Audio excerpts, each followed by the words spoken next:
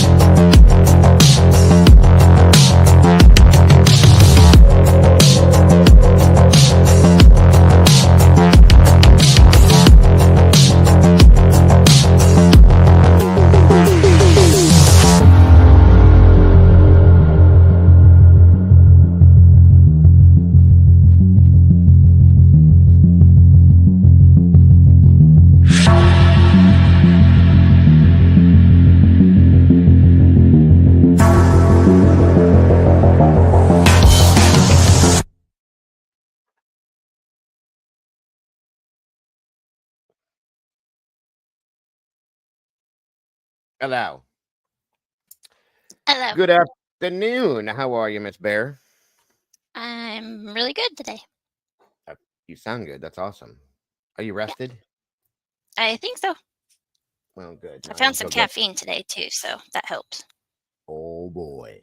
Now we're going to be on the same boat, floating out like crazy people, right? Yeah. I feel like Animal from the Muppets right now.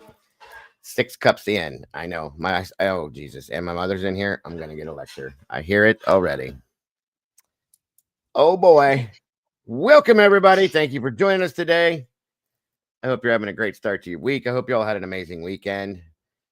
I want to thank everybody that joined us over the weekend for the marathon show. First and foremost, it was amazing. Yeah. And so much information was passed around that day, so much insight put out, and so much learned from that show. It was amazing. I loved it. And I appreciate everybody that was there for it. We got 15 peeps in the house right now, 17 likes. That's pretty good. So let's keep that going, guys. I appreciate that very much. And again, please don't forget to hop on over to Mama Bear side of things. Hit the like button at the very least. If you have not yet subscribed, please do that. And don't forget that notification bell. As I always say, thank you all so very much. Excuse me. Actually, this is my number 6, but they weren't full cups, so I'll give you that. I dropped my on the Keurig, you have the cup size thing. You hit different sizes. I dropped it down to like this much per cup. So, well, for this cup, it's like a normal size cup of coffee then. So that's what I've been doing. So it's probably like having 3 cups. Oh boy. It's not bad. I'm not that bad. I promise. I didn't want to get up today though. I was up late again watching something. The heck were we watching? We were some kind of true crime something. I can't remember. That's all Brandy wants to watch when she's here. I was watching a cartoon for a little while and she dozed off and woke back up because she had a long day yesterday. She had that baby shower thing. She fell asleep and woke up and come over and sat down next to me and snuggled into me for a minute. And she's like, "Can you put on some true crime?" And I was like, "Can you watch something else for a change?" She was like, "You're telling me to watch something else when that's your whole life." And I was like, "That's why I'm asking you if we can watch something else." But hey, it's all right. We found something good. We usually fall asleep watching Dateline or 48 Hours. So that's what we watched.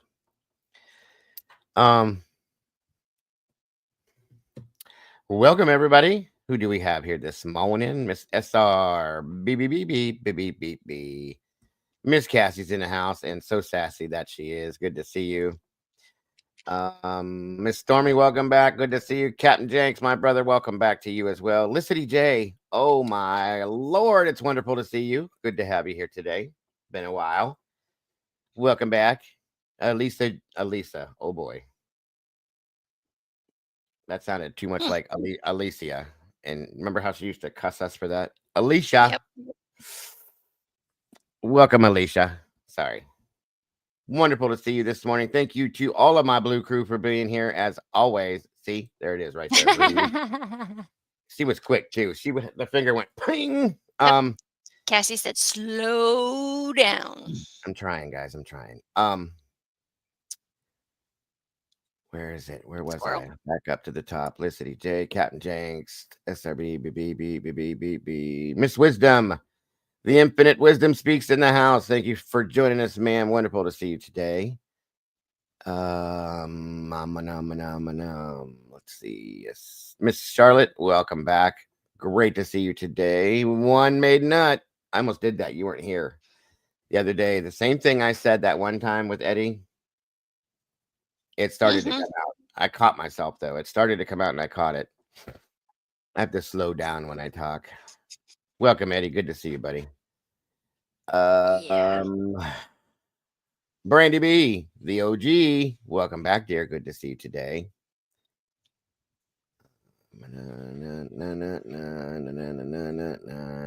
Hold on, guys. The Karma Police are in the house, everybody. Please behave. We don't need nobody going out in cuffs today. Please, please. God damn it.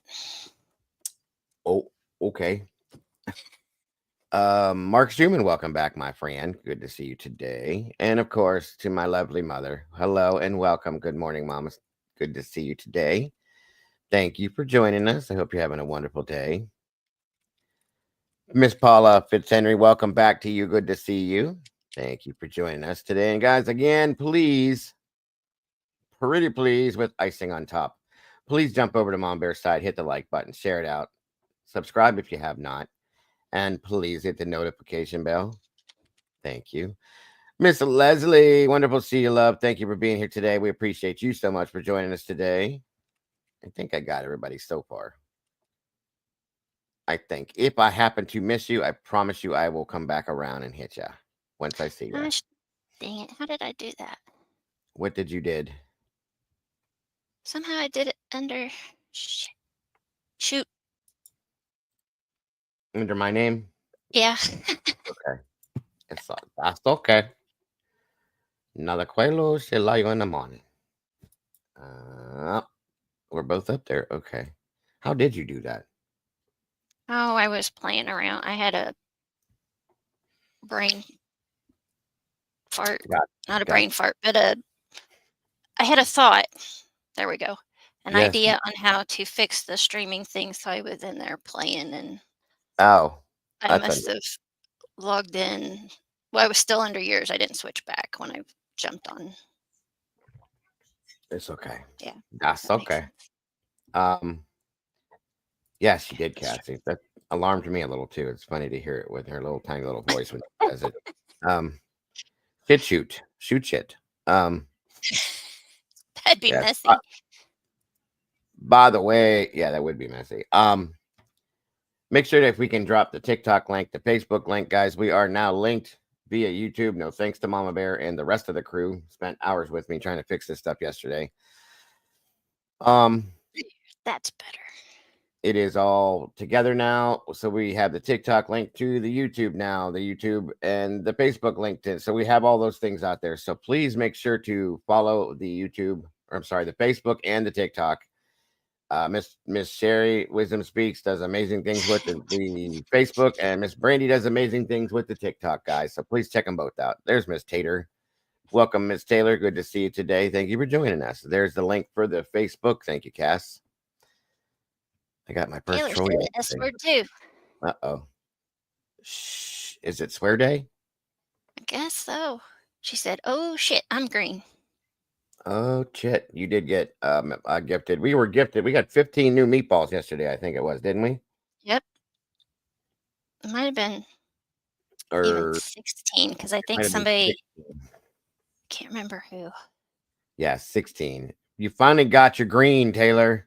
Finally. She's been trying to get this membership for like 3, 4, or 5 months. It finally happened. So, morning, Tommy G. Welcome back, brother. Good to see you today. Thank you for joining us. There's our TikTok. Thank you, Brandy. Please check that out as well. Make sure you follow it, guys. Like I said, Brandy does amazing things, and Miss Sherry's doing some awesome things with our Facebook now. Please check them both out. Yes, SRB gifted and Stormy gifted, and I'm gifted. I'm not sure who else. Everybody gifted. Captain Jenks dropping up our super chat of the day. Thank you, sir. Special shout out to Stormy, Cassie, Alicia for the help on Discord today. You ladies rock. Thank you so much, Cap. And they do. They're very good at helping you with anything you need. So, and I'm glad to see you in the Discord, Cap. Grateful to have you there, brother. All of you that are in there, I appreciate you all so very much. Has anybody heard of Brianna Maitland and her missing case? I don't think so. But then I say that, and then it starts playing, and I'm like, oh, yeah, I know this one.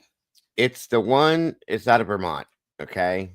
Yes, thank you so much, Kat, for the donation. That's so very generous and gracious of you, my friend. It's out of Vermont, where my mother threatened to send me all the time when I was a child. We're going to send you to Vermont, the people that don't know you. It was a joke, but, you know, that's how she would get to us. You're going to Vermont. But this is where this one is out of. And it's been attributed to possibly being linked to Maura Mori's case, which you guys know I'm obsessed with that one. There is no link that's been found, but it's in the same realm, from the same area, around the same time. One moment, everybody.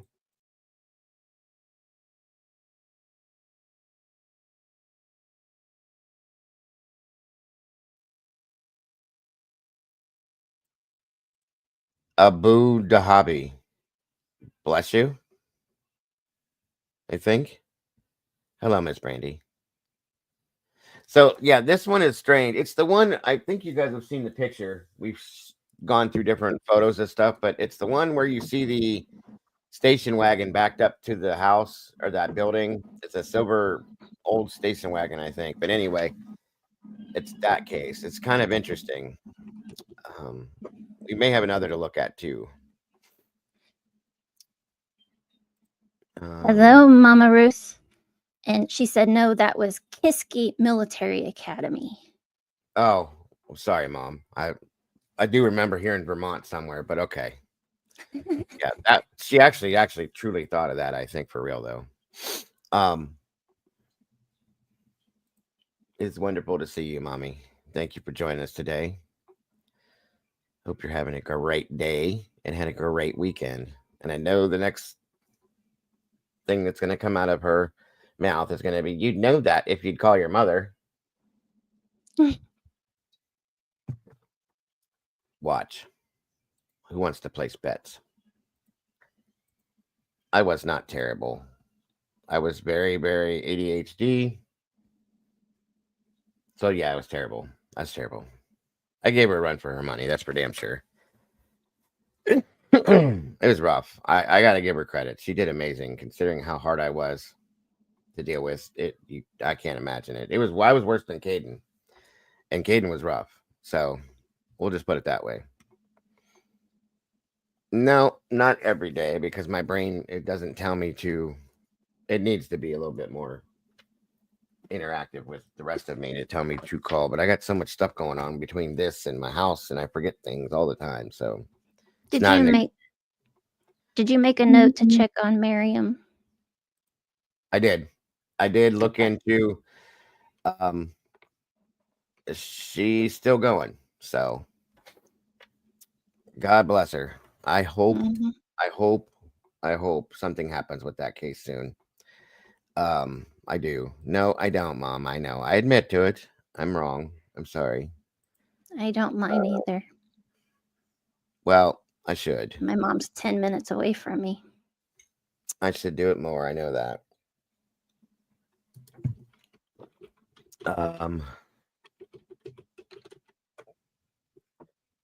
Let's see here. Say hi to Wisdom. Miss Wisdom, hello. I did say hi to her, didn't I? When she first came in, or no? I'm sorry, Miss Wisdom. I called her. I don't know. The That's the first infinite time I saw wisdom her. speaks. Oh, I saw her. But anyway, I'll say it again. She deserves that. Hello again, Miss Wisdom. Wonderful to have you here. Hope you had a wonderful weekend. Appreciate you being here. But this Maitland case is very weird. And I may have another one. If depending on the time we have, which we probably will have it. That is there's a few that I was looking at last night that are really strange. She said you did. I changed sides. See, she's messing with my mind. It's fun. It's okay. It's okay. That's okay. Eric the Great. Hello. We need a president and vice president that import their women. Excuse me? Okay. I don't know what that means, but I do love the nicknames on here. You like those, Miss Paula? Yeah, I don't know what that. I don't know if that's some form of a joke or whatever, but I don't think it's too funny. But that's me. Let me check something.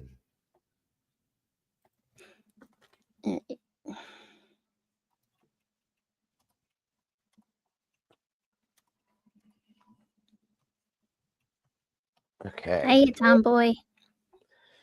Caden is on spring break. How about that, Bear? Ha, told you.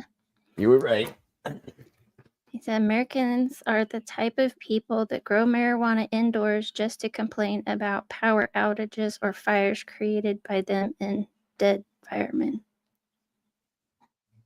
This is a manless wonder of a swamp. What? Okay. Okay. On we go. Thank you for joining us. So, anything exciting and new for you, Mama Bear, before we get rolling? Nope.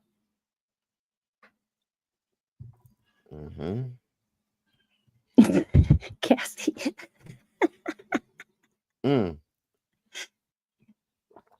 Caden. What? Mimi said hi to you. Who? Your grandmother? Oh, you said somebody else. See? Hi, Grandma. Have you called her? No, I've been busy. Putting you on the spot. You need to call her. There you go. Right there, Mom. I did it right in front of you. So is this your way of getting back at me? No, this is my way of proving that I tell you to call her and you're busy. Do you call her? Yes, I do. When? When I call her. When was the last time you called her? A couple days, few days, a while ago. A few months ago? No, it wasn't months. Hey, Molly. Hey, Molly. See? There it is, Mom. Did it. It's done. Again. He's been busy with his church. He goes to church a lot, and he goes and does these afternoon, evening things that they do.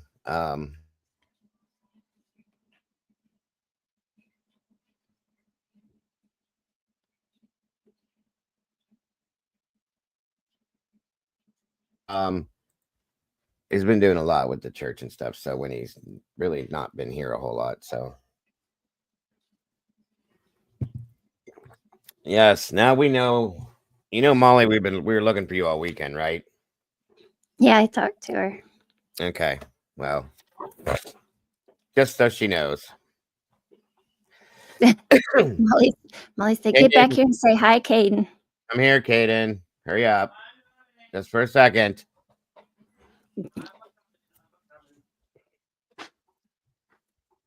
Molly said hello and wants you to say hi. Hi-lo. Hilo. Get back here and say hi. I try, but you know. Just say hi to everybody. Hello, people of the world. Hello, Caden. Okay. All right. Now you can go back to what you're doing. Okay. There we go. Hopefully you feel better. Sally Shepherdson, welcome. Good to see you. Can a person like Cy tell us who real killers might be? Probably not, Sally. I really don't think so. Cy deals with cast reports and cell tower type stuff, so they're really not going to know who did what. Tech digital type. Yeah, but what he can do is he can place the person that's in custody for this, and if he was there in that area, there or not there. So that's kind of important. Good morning and afternoon, Michelle Weddle. In Stitches, welcome. Good to see you. 37 peeps in the house, 26 likes, guys. Let's see if we can make that match. If you Hello, can. Michelle and In Stitches. You leaving, Mama? Well, thank you for being here. I love you. I will talk to you soon. That I promise. Bye, Mama Ruth. Have a good day. Be careful, Mother, if you leave the house, please. Much love to you. Bye-bye. Rook T407, thank you for joining us. Good to see you today.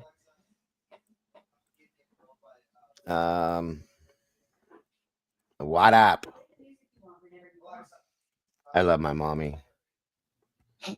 I do need to call her more, though. She's getting up there in age, and I need to call her more. I used to, at one point, I did call her every morning, but I got wrapped up in life, and it just doesn't happen like that anymore. But I probably should get back to that. Ginzal, there she is. I love it. Hey, Good Simply morning. Solo. Simply. Good morning, good afternoon, good evening, good night, wherever you guys are, whatever it is. I hope it's good for you because it's great to be with you guys today, as always. I will, Cassie. I promise. You better start listening to yours. Mm-hmm. Cassie, you need to go visit your mama more often. Come home and say, hi, Mom. Here's the kids. See them? She needs to see them babies more often. Oh, it's a thing. We all do it. We need to. Yep. Yins. I love when she says that, Chin. Hi, Yins all. Simply, it's awesome.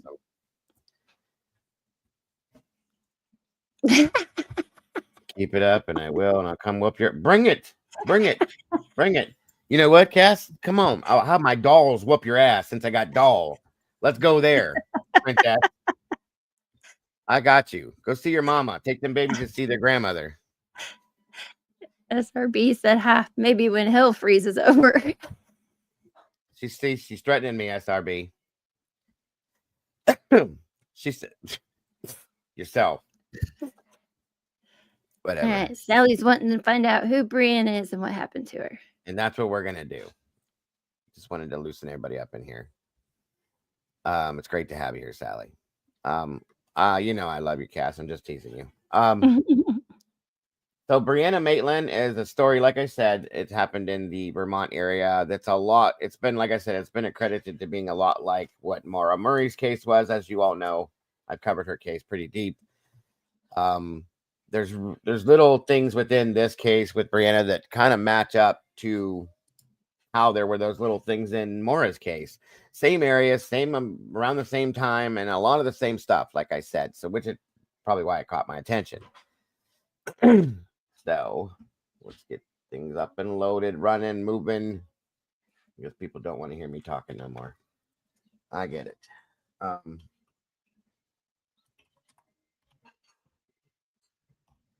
being biased. Everybody knows this. Don't hold me to this 100%. But being that the child's here for 5 or 6 days, I might get this moved around since there's 2 of us here. So we'll see.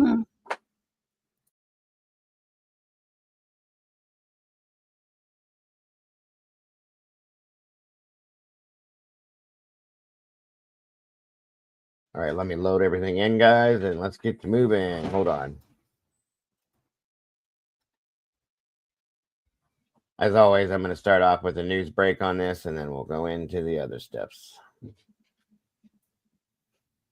SRB said, Dago, did you ever watch that stuff I sent you on updates in the Maura case? I did. PJ told me some stuff was going on, too, that there's a suspect that they may have. So we're gonna have to revisit Maura's case, in my opinion. Hold on.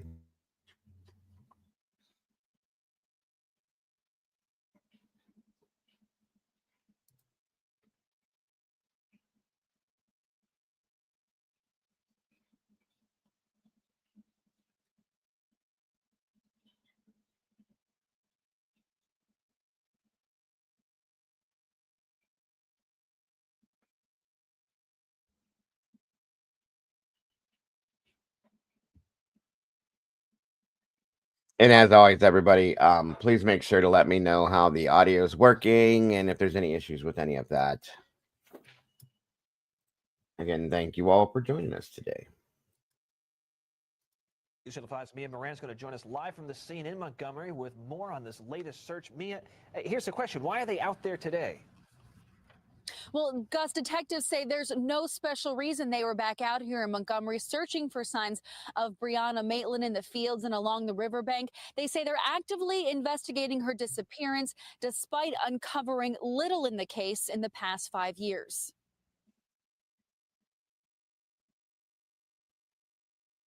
Hoping to find new clues, rescue teams from the state police resumed their search for Brianna Maitland, a Franklin County teenager who vanished on a cold night in March of 2004. They combed cornfields in the town of Montgomery, where her car was found backed into the side of an abandoned house the morning after her disappearance. Police believe Maitland was the victim of foul play. When we conduct these searches, we're always hopeful that we're going to find evidence, and evidence that will help us answer any questions that we have unanswered, which in this case are many. Brianna Maitland was last seen leaving her job here in town at a local. Yes, that's very true, Mark. She was trained in jiu-jitsu, very good at it too. So that had to tell me, I agree with you, that there was some force behind what may have happened with her. It's a very good point, Mark. Very good point. In. This case has stumped police the past 5.5 years, despite the fact they say they receive leads all the time. But there have been no traces of Maitland since she disappeared. 2 years ago, a pair of jeans found in the woods in Montgomery proved nothing definitive. A year before that, police tried but failed to track down a woman who looked similar to Maitland, caught on surveillance tape inside an Atlantic City casino. Back in Montgomery, people who haven't forgotten about her say they want answers too. I didn't know the girl personally, but it doesn't matter. It's just the feeling that something did happen. What happened, we don't know, and we would like to know. Now, detectives didn't want to say if anything turned up in today's search, but they do plan on returning next week to continue looking for clues. Live in Montgomery, Mia Moran, News Channel 5. So there's one news break on that, okay? And it's weird how all this went down with her. It's just very weird. A lot like Maura's case, where she just was there, went somewhere, and was gone. And to find her car backed up against this abandoned house, the windshield was shattered, no sign of her whatsoever. It's very crazy. Very crazy situation, guys. Really, really is. And hold on. Where did this happen? Vermont, ma'am. Vermont. Vermont. That's right. I can't remember the exact town. I have it written down here. Hold on. This may tell you. This is the other news break I had for you guys on it. This is 15 years after the fact. Still looking for her. So 15 years ago, a 17-year-old went missing from her hometown. Montgomery. That was it. Thank you, Eddie, for reminding me. It was in Montgomery, Vermont. Thank you. The disappearance of Brianna Maitland has haunted her family, police, and the Montgomery community ever since. NBC5's Tom Garris is live at the police barracks in St. Albans. And Tom, it's been a long time, but those searching for Brianna are not giving up hope. No, Stephanie, they're absolutely not. Even though Brianna Maitland would have been 32 years old today. This is one of the most well-known cold cases in Vermont, and all these years later, police and her loved ones are still searching for answers. There's Brianna there again. Bruce Maitland sifting through family photo albums. She was a character, witty and generally very happy. He's told this story over and over. It's a lot of sadness. But he's hoping that by keeping the story of his daughter Brianna's disappearance alive, they can find her. In some ways, it seems like it just happened. And some days it's like it's been a long time. Yeah. It's been 15 years since Brianna Maitland drove home from work at the Black Lantern Inn in Montgomery. Her car only made it about a mile down the road. She hasn't been seen since. Brianna's 1985 Oldsmobile was found the next night, backed into an abandoned building that has since burned down. Inside, paychecks and other personal belongings. The evidence of things you take. For those of you asking, it's been 21 years now. 21 years is a long time with no answers. So, yeah, definitely needs something done.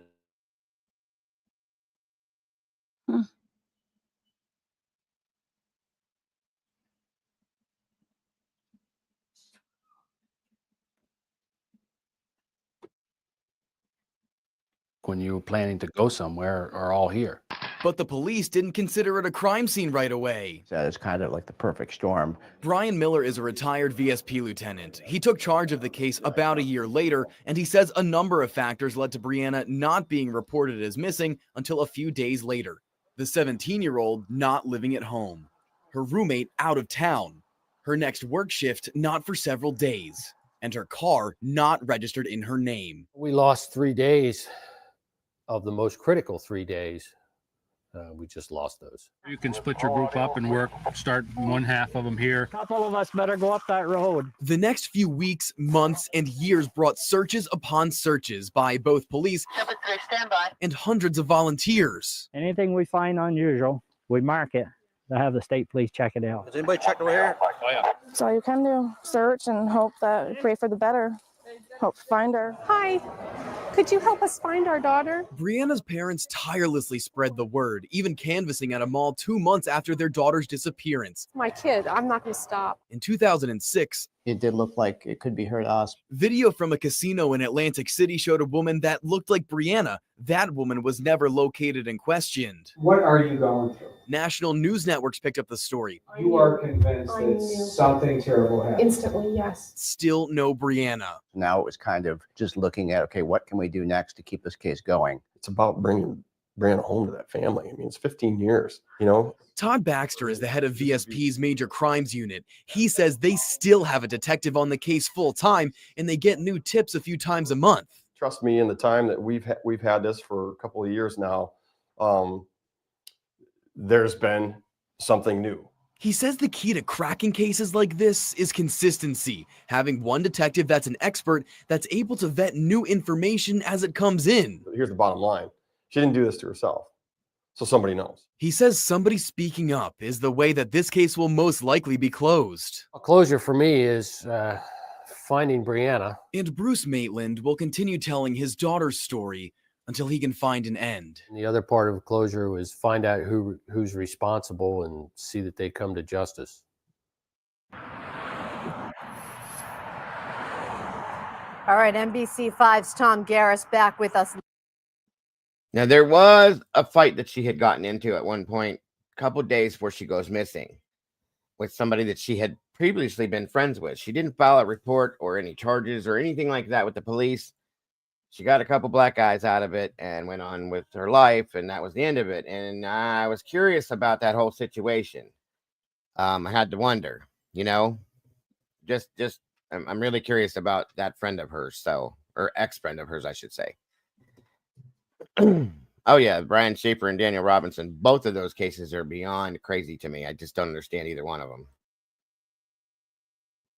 Live in Montgomery. And Tom, Bruce Maitland is still proactive in his daughter's case. He's now working to help others in his situation. Tell us a little bit about that. What's he doing? Yeah, well, Stephanie, Bruce Maitland will tell you how expensive a private investigator can be. He's had a number of them over the years working on his daughter's case, and he's seen people that are in his situation struggle to afford them. So now he started a nonprofit called Private Investigations for the Missing. He says they make a difference for families that have missing loved ones. In my own experience, I found out that... I don't know, Sally. That's a good question.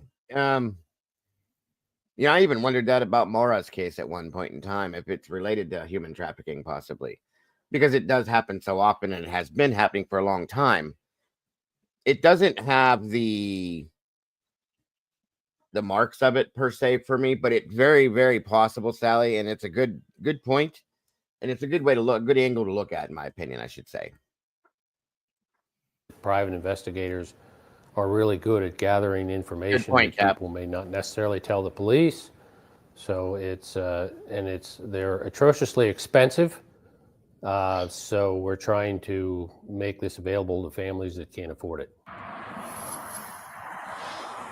And Stephanie, Bruce says that he's seen a lot of families that are in these situations that are searching for justice, and he's doing just that, and that he will continue to do that for the rest of his days. We're live in St. Albans. Tom Garris, NBC 5 News. What a Okay, so we're going to get into the meat and potatoes of this one. I don't know, guys. I've looked at this before. I've never talked about it on here live, but I've looked at it and thought about it, and I've covered it. And I actually saw it on the ID as well on Disappeared a long time ago. But there's a lot to this one too that just doesn't make sense. So let's see here. Let me get the right one up for you guys.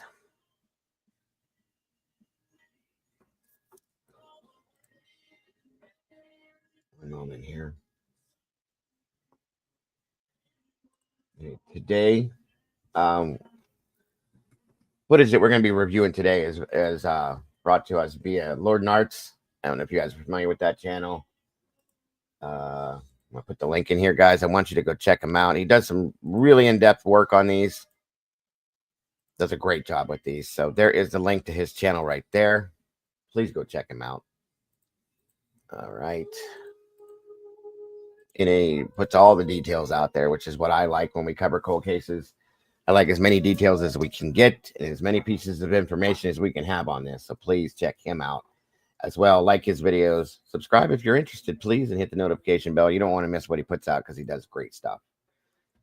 Thank you for that. All right. Start here.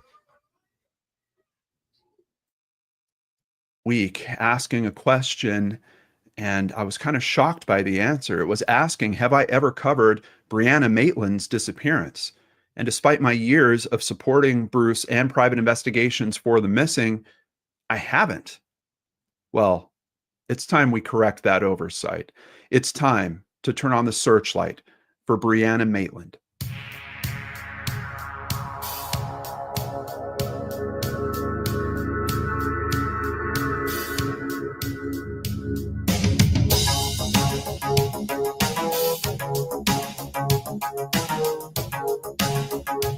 Welcome back to Brain Scratch Searchlight. I'm John Lorden. Thank you so much for joining me here today and for caring about these cases like I do. Now, if you follow me on social media, you might have seen some fun back and forth going on between me and Lance from Crawl Space about the private investigations for the missing 5K. They're having their first annual 5K event. They're doing it as a fundraiser, of course. I wanted to help support it, and Lance and I have kind of drummed up this little online rivalry about who can be the fastest at the 5K. Despite the fun that we're having in terms of trying to help promote it with that angle, there is a very serious and heartbreaking story behind this, and that is why private investigations for the missing exists. The truth is that many families can't afford a private investigator. Bruce saw that gap, and he's trying to address it, and he has a bunch of... I will find out for you, Miss Sally. Give me a moment. Wonderful people contributing in the background, helping with that. Private investigators, former law enforcement, attorneys. There's all kinds of wonderful people contributing to that cause. On top of course, Tim and Lance from Crawl Space being board members for private investigations for the missing, and then social media creators like me out there trying to beat their drum, trying to raise awareness and, of course, raise funds for them. So before we dive into today's story, I do want to tell just a little bit of Bruce's story through this, but of course, we're going to focus on Brianna and her disappearance. Actually, I can't pull up real quick. Molly, can you do me a favor, honey, and look up and see how far Montgomery, Vermont is from the Canadian border? Please and thank you, dear. Appearance. I do just want to let everyone know that this weekend is that 5K. You could participate from anywhere if you do it virtually. You'll have all the links that you need in the description box down below so you can sign up for it. And of course, if you can't make it and you can't do the virtual event for some reason, I'm also going to be running another fundraiser right here on the channel. If you look down below this video, you'll see a box right below it with a blue donate button. You can go ahead and hit that and we will donate more funds to private investigations for the missing. Sound good? Let's dive into this story and learn all about Brianna and the catalyst for private investigations for the missing, including a bit of what Bruce went through with this. So starting at investigationsforthemissing.org, that's the website if you want to learn more about private investigations for the missing. My interest in missing persons began terribly and abruptly on March 19th, 2004. My wonderful 17-year-old daughter, Brianna Maitland, went missing. Life changed from that point on for me. A living hell that no parent should ever go through. In the years since, the endless searching and sleepless nights, not knowing where or what happened to her, has taken its toll and continues to this day. I do this in honor of my daughter, Brianna Maitland. I think by helping others will bring some good out of evil in this life. What a wonderful mission. And of course, how can you not support a man with this story?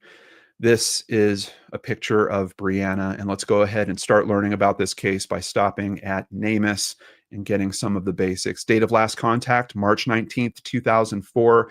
She was 17 years old at the time that she went missing. Her current age would be 36 years old. As a matter of fact, that's something also special about the 5K that's coming up. It's happening on her birthday, would be Brianna's 37th birthday when we're going to be doing that 5K. Let's get into more details. Nickname or alias here, they have noted Bree. She is a female standing at 5 feet 5 inches tall, weighing around 118 pounds. She is white or Caucasian. And let's get into the circumstances. Brianna Maitland was last seen during the late evening hours of March. Just so everybody knows, she'd be going on 39 this year as of now when this video was released. March 19th, 2004, as she was completing her shift at a restaurant in Montgomery, Vermont. So it seems to me like the disappearance is actually based from Montgomery, but as you guys know, frequently in these cases, the missing persons report will be taken from the last address that they're known to be living at. So that might be why we're seeing a difference in the record here. She left the restaurant in a green 1985 Oldsmobile 88, which was later located abandoned, backed into a building approximately 1 mile from the restaurant. Strange circumstances around that whenever there's a vehicle that's left behind. We know how personal that is to all of us, what our vehicles mean to us, how much personal items are in those vehicles. And this is one of those cases where many of those personal items get left behind, and it leaves you wondering what exactly happened. Obviously, she wouldn't leave those things behind of her own accord. She has brown hair, hazel eyes. For piercing, it's noting that her left nostril is pierced. She usually wears a stud in that. She also has a scar on her forehead near her left eyebrow. Clothing and accessories, we don't have any noted here, which is interesting to me because we have witnesses that saw what she was wearing when she left. And it's weird because I haven't bumped into that information as I've gone through more details on this case. But let's learn a little bit about where she goes missing, which in my opinion seems to be Montgomery. That's really where she was last seen, and also very, very close to where I think her car is actually still found within the city limits there. But Montgomery is a town in Franklin County, Vermont, United States. The population as of the 2020 census was 1,184. Back at the time of this disappearance, it was more like 900, which also raises some questions in this case when you've got such a small population in that area. With that type of population, everybody knows everybody else. Do they know each other's business? A lot of it. Having some family that has lived in small areas of population like this, I can tell you the rumor mill is its own beast. You would think that, well, with more people, there should be more rumors. It's kind of an interesting thing that happens where actually the smaller the community, the more that everyone knows each other, that rumor mill just really whips up. And of course, there's all kinds of different stories that come out of that. We're going to look at all the theories at play here. But in terms of geography, Vermont Route 118 passes through the town, leading northwest to Berkshire and south to Eden. According to the U.S. Census Bureau, the town has a total area of 56.7 square miles. So despite the fact that we're talking about 1,000 people, there is a lot of land out there. So a lot of space. And of course, we don't know where Brianna is. Could she be somewhere still in that 56.6 miles? That's a big chunk of land. There's definitely a good possibility of that. And when you add the complexities of searching private property, you have to get warrants for that, or you have to have the owners agree. And that's if you can even figure out where to search exactly. Now, we do have a big indicator in terms of where her car is found. We'll get into that and take a look at it. Nearly all of the town is drained by the Trout River. And of course, whenever we're looking at these cases, I'm always a bit leery, but very aware of the water sources. We have a lot of cases where, unfortunately, remains are found in water. I can't get enough information on the Trout River exactly to know. I mean, it's called a river, so I would assume it's not a creek. However, based on the images that I was able to look at through Google Maps, I can't really get close enough to see, is it a substantial enough river that moves in a way where if a body would wind up in there, it would get carried and it would travel. It doesn't seem like it to me, but that's just my opinion based on very, very limited information. If you guys have more solid details on that, please include it in the comments down below. Let's dive into more information here, starting with newspapers.com. And this is an article from the Burlington Free Press on Sunday, April 4th, 2004. The day of March 19th was shaping up as a good one for 17-year-old Brianna Maitland of Sheldon. In the morning, she took, and to her relief, passed a mathematics test, the last part of her high school GED examination. So that's part of this as well. Is this is a 17-year-old, like I said, going out, getting her life started. I guess she ran into some issues at the high school she was at when she was living with her family. Some of the notes I'm seeing are saying that she actually enrolled in a different high school when she moved out and started living with her friends. I don't know if at some point she decided to stop doing that as well, because it's interesting to me that she's taking her GED, but ultimately that's where it winds up. And she is basically completing it as of this day where this all happens. In the afternoon, she celebrated by going shopping for clothes in St. Albans with her mother, Kelly Maitland. She wasn't only celebrating. Apparently, she needed a pair of black pants for one of her jobs. She had 2 jobs going at this time. One of them, she was a dishwasher at one location. The other, she was a waitress. She needed black pants for that waitress job, at least according to some of the sources I've seen here. And that was part of this shopping trip. Another thing I saw come up in one of the sources about that is her mother noting that while they were shopping, Brianna seemed to go outside, was gone for a few minutes, came back in and seemed somewhat distressed, but her mother didn't get any clear explanation or a good sense of what that was about. I don't know if she took a phone call or maybe she spoke to someone. I'm not sure. Later, as Brianna Maitland prepared to head out for her nighttime shift as a dishwasher at the Black Lantern Inn in Montgomery, she stopped to leave a note for childhood. See, I think that piece of information, I was going to bring it up if he didn't. When they were out shopping, having their little celebration that day, and when she got quite perturbed, something upset her in a bad way. She goes outside, she comes back, and she's really upset about something. I think that's important. I think that has something to do with what happened to her personally. I have my own theory on this and my own feelings, and I'll discuss that towards the end of this. But I think that piece of information is very relevant. Just saying. Friend Jillian Stout at Stout's home in Sheldon, where Maitland was temporarily living.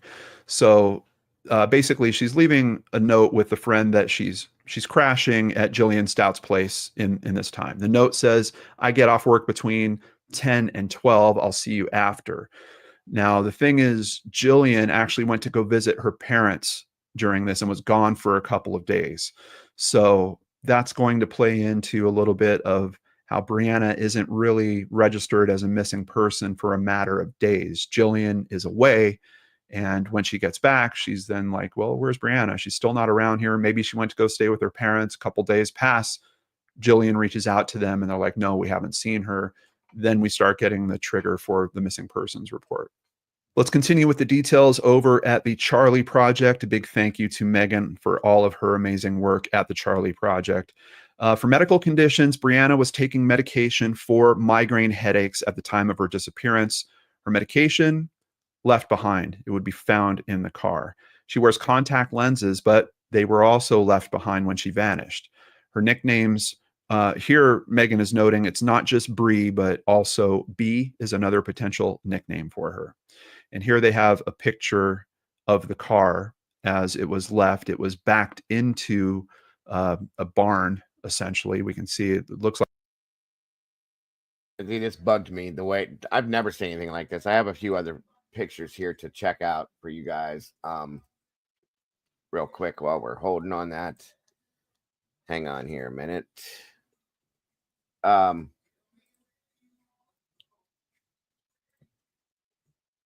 Okay, so this is an abandoned house, you guys, okay? That's strange to me. The car's backed up to the house. The windshield was shattered, okay? You don't just see this. It's just not something you see happen. And the car is left there.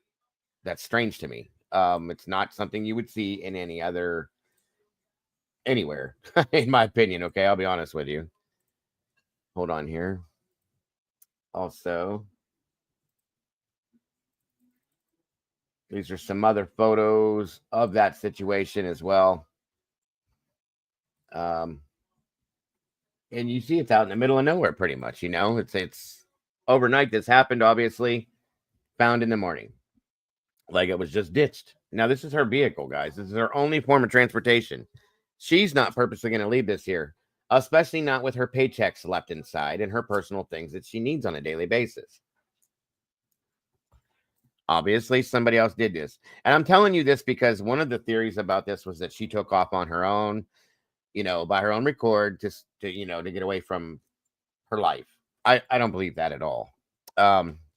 Yeah, just a little red flag, Eddie, just a little one.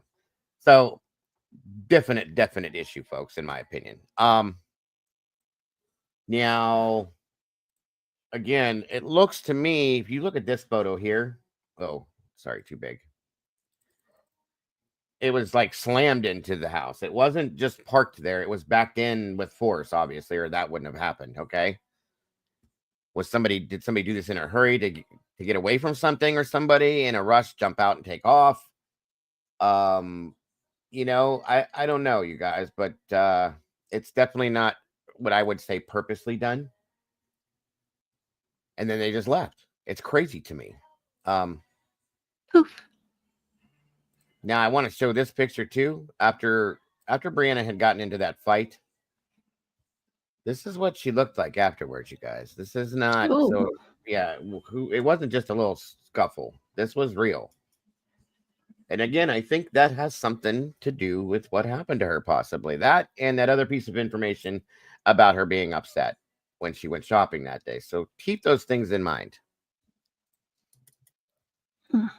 Okay. I don't know if you guys can. I forgot how small that was. She took it pretty rough. Okay, not good. Not good at all.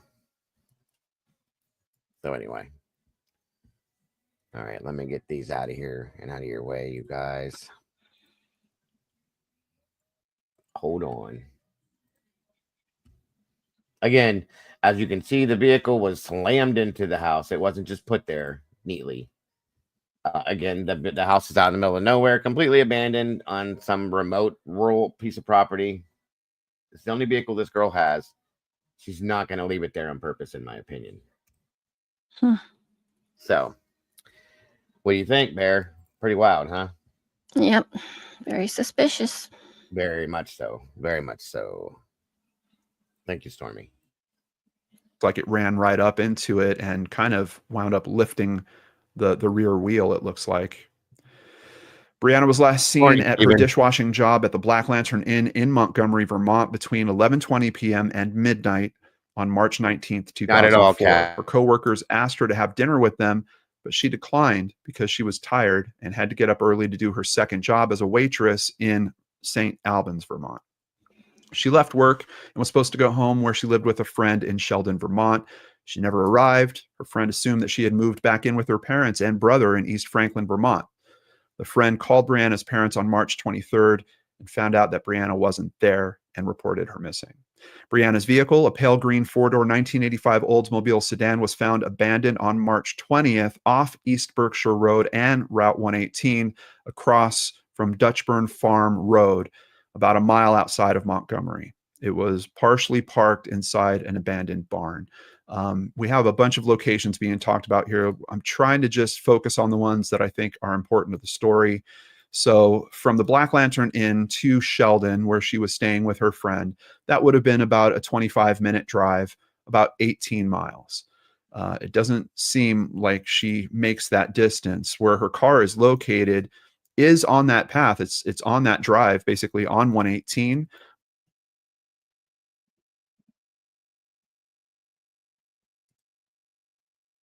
Okay, and thanks to Molly. Molly pulled this map up as well, guys. This gives you a little bit more insight into what the terrain is like and where she went from and to.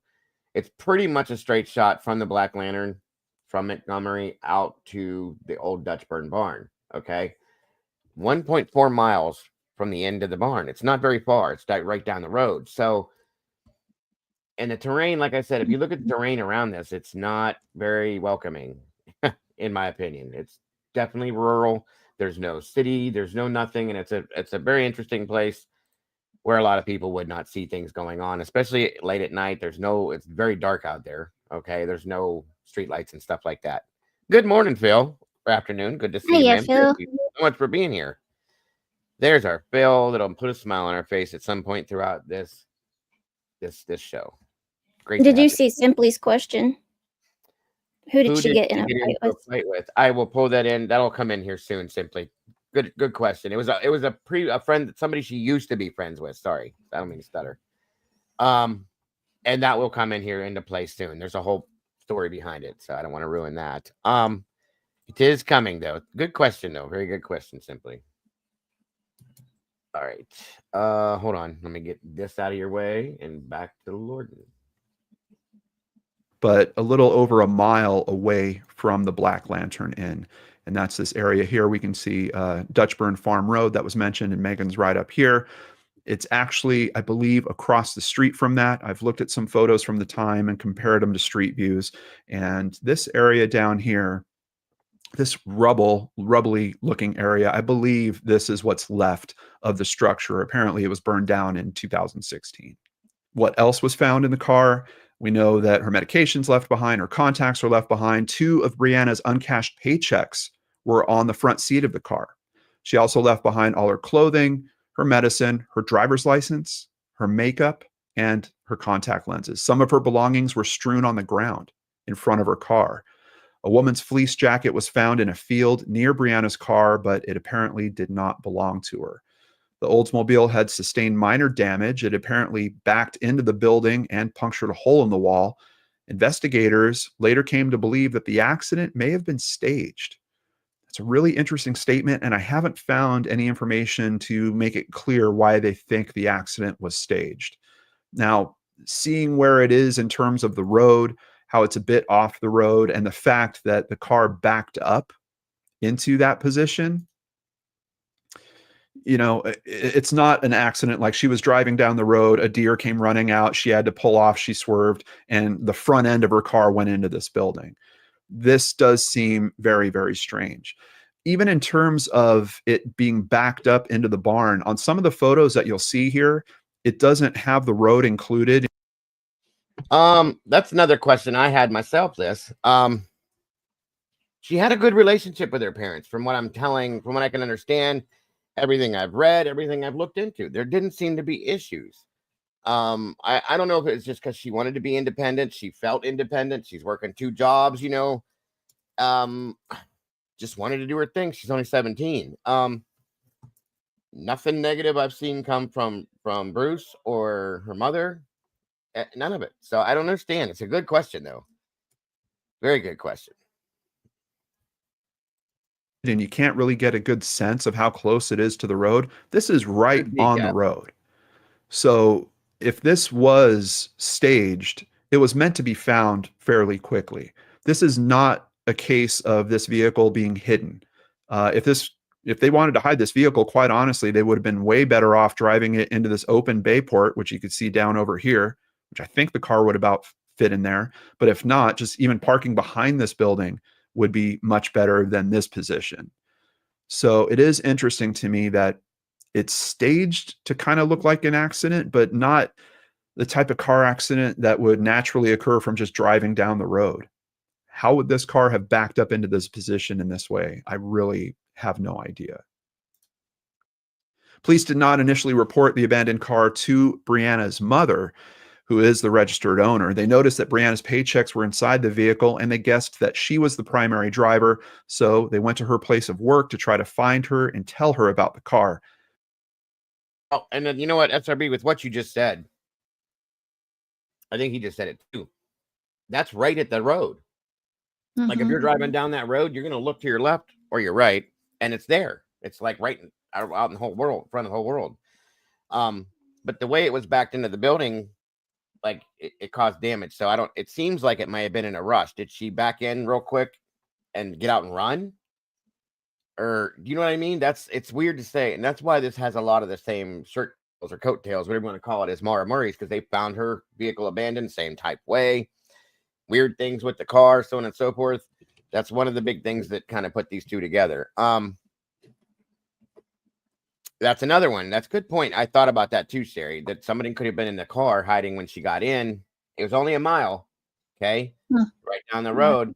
So somebody could have been in her back seat. You know, if she wasn't paying attention, which please, if you ever go out and get in your car at night, please always look in the back seats. I've said that for years. And, you know, had a weapon and threatened her, whatever, got into a scuffle with her. That could be how it got backed in like that. I don't know, but all of these are thoughts. They're very good thoughts. You guys are very critical thinkers, and I love that, especially when we cover these cases. Was the door open when they found the car? That I don't know, Cap. It didn't state anything like that in the article when I read it, but we don't know. I don't see, and I didn't see, nor did I read about any skid marks or tire tracks, simply, other than the ones that you can see backing up to the building. That's it. Oh, yeah. Yeah, it's a lot like Mora's case, Amali, and you know how I feel about that one. So this is probably going to bug the hell out of me now. Someone from the restaurant, bar, the lime wedge. Right. There you go. Critical thinking. They found a lime wedge, you guys, that was very close to this. Somebody may have followed her from the bar of the restaurant per se. Somebody made, but it's still thought that it's somebody she knew possibly. Okay. And I still refer, my brain goes back to this girl she got into a fight with for whatever reason, and or the lunch she had with her mother and her going outside, getting upset and coming back inside. Those two things I can't let go of. And I even feel like those two things are remotely connected, as well as both of them connected to this. So we shall see. The abandoned Oldsmobile and Brianna's disappearance were not connected until her disappearance was reported 3 days later, which is very unfortunate. It's something that in the early articles, I saw a couple of comments from Bruce that he's pretty upset by, because, of course, the family would have sprung into action much sooner, would have pressed with law enforcement to spring into action. There's, you know, a 3-day gap there in terms of the investigation. About 3 weeks before Brianna disappeared, she was reportedly attacked by a female acquaintance in front of several witnesses. The reasons for the assault are unclear. Brianna did not try to defend herself, although she has had several years of martial arts training. That's an interesting story. Why would she not defend herself? Was it something where she felt like, I don't know, she was in the wrong or something? It's bizarre to me to think that someone would be trained in martial arts. I believe she was trained in jiu-jitsu, if the sources I'm reading are correct. And she was very well trained in jiu-jitsu, self-defense, so on and so forth. Why didn't you defend yourself? Because you noticed by looking at the picture I showed you, she took it hard. If she was defending herself, that wouldn't have happened. And like you just said, I wondered the same thing. Did she feel like she deserved what she was getting? I just don't see that, though. I mean, she doesn't have a background of being in a trouble situation. Okay. So I don't know. We're going to look into that some more too, though. And they definitely lost critical time, Alicia. Way too much. Way too much time was wasted on this case. There was a lot of law enforcement issues that I have with this one. Balls being dropped, things like that didn't need to happen with this. Unspoken heart stillness says, I think someone sprayed her. I mean, that could be. You mean with like mace or something like that? Very possibly. Welcome, by the way. It's great to have you here. Yeah, it could have been. Well, both her eyes were blackened, Eddie, so it could have been one or the other. But yeah, it is definitely a weapon, Cap. I agree with you on that. Oh, thank you. Yeah, that's what I was getting ready to get to. So this is the friend. 1 second.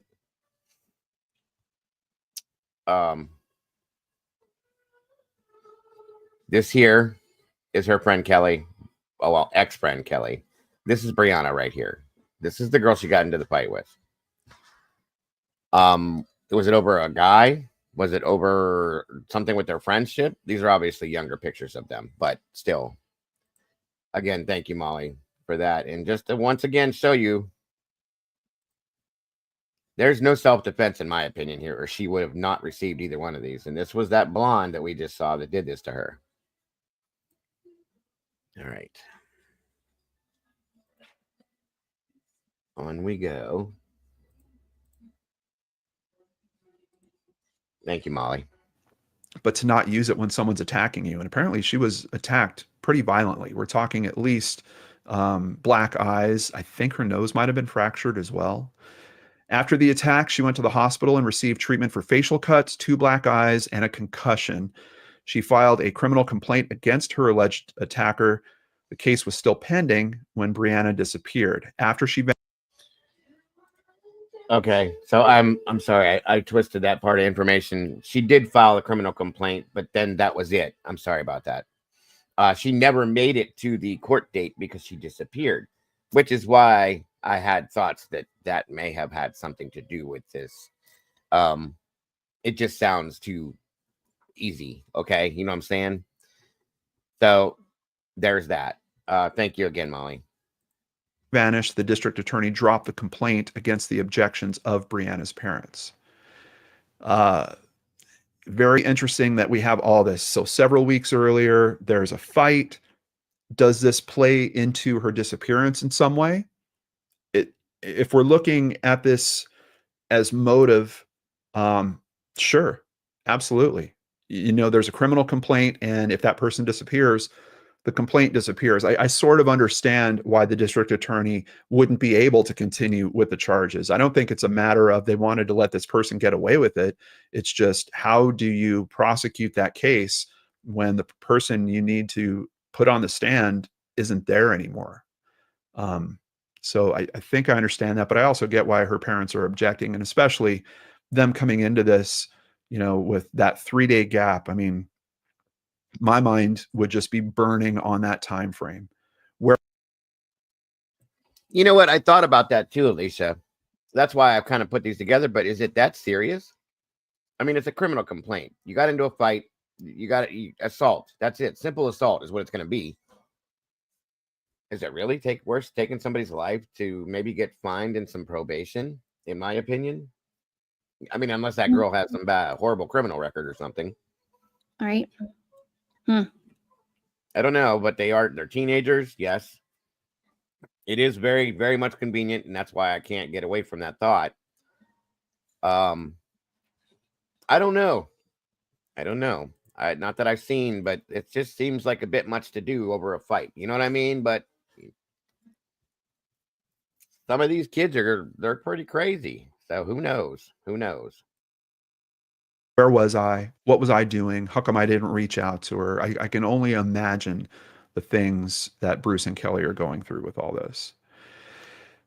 Here, Charlie Project is noting there is a possibility that Brianna left of her own accord. She mentioned to friends her plans for possibly making a short trip out of the area. Well, you know, we're now many years down the road in terms of her disappearance. This is clearly not a short trip, so I don't know how viable this option still is. She is described as an independent, restless young woman who was unhappy in her rural settings, and she has run away before.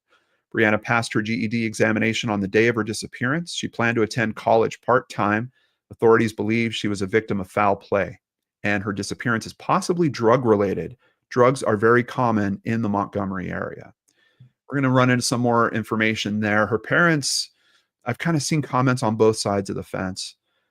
They do think that she came to harm, but they maintain that their daughter was not seriously involved with drugs, and drugs were not a factor in her disappearance. And there is something important to remember. And I can't see this being like deeply involved in drugs. The girl had 2 jobs, you guys, and she held them and worked. She did very well. If you have a bad drug problem, I can't see you being able to work 1 job, normally, let alone 2. But I could be wrong. Just saying. Just a thought I had. Remember just about where this story is happening and this type of environment. If you have a town of 1,000 people, like I said, everyone knows everyone. So her being connected to people that might have something to do with drugs, probably. Does that mean that she's necessarily involved with drugs herself? Maybe, maybe not. There's really no way to answer that. Some of the social information that her friends have kind of put out there make it sound like, yeah, maybe she was someone to experiment quite a bit. Maybe she was getting into a scene that they weren't happy with. Even some comments from her father say, maybe it's a possibility, but it seems like her parents aren't leaning into that side too strongly, at least at the time of the initial reports here. And I also have to keep in mind, how many things did your parents not know about what you were doing when you were a teenager? That's certainly an understandable dynamic. I think it's something that many of us experience. Continuing with the Department of Public Safety for the Vermont State Police, with a post that they have on this case. It was first believed that Brianna had run away, but later was determined that she may have been a victim of foul play. In 2012, the cable channel Investigation Discovery Disappeared show highlighted her case. And they have a quote here. 17-year-old Brianna Maitland found life on her parents' remote farm boring. So in the fall of 2004, she transferred high schools to be with her friends. But after a short while, Maitland dropped out and couch surfed with help from friends and boyfriends. With no consistent place to sleep each night, it took 4 days for her family to realize she had gone missing. So a bit more of the understanding in terms of why the missing persons report takes so much. And a first mention of boyfriends.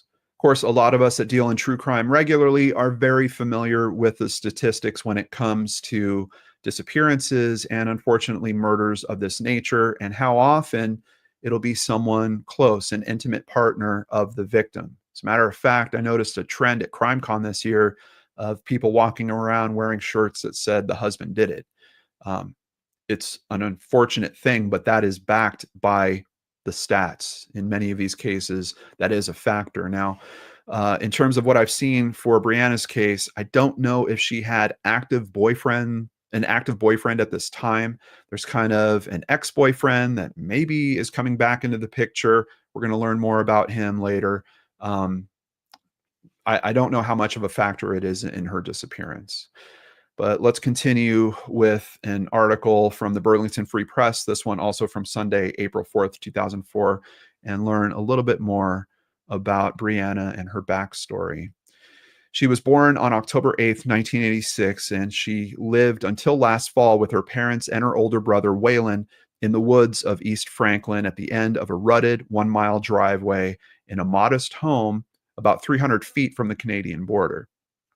Another little interesting wrinkle there, if this is a case of someone that wants to run away, she's not far from the Canadian border, and hopping across the border, especially back at that time, I don't even know if you would have needed an ID. That probably would have been a fairly easy thing to do.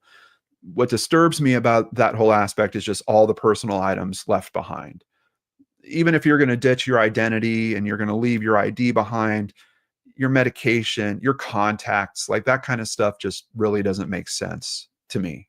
Let's continue with the article. By last year, Maitland had grown restless at home. When tensions in the home caused her father to temporarily move out, she decided to follow suit.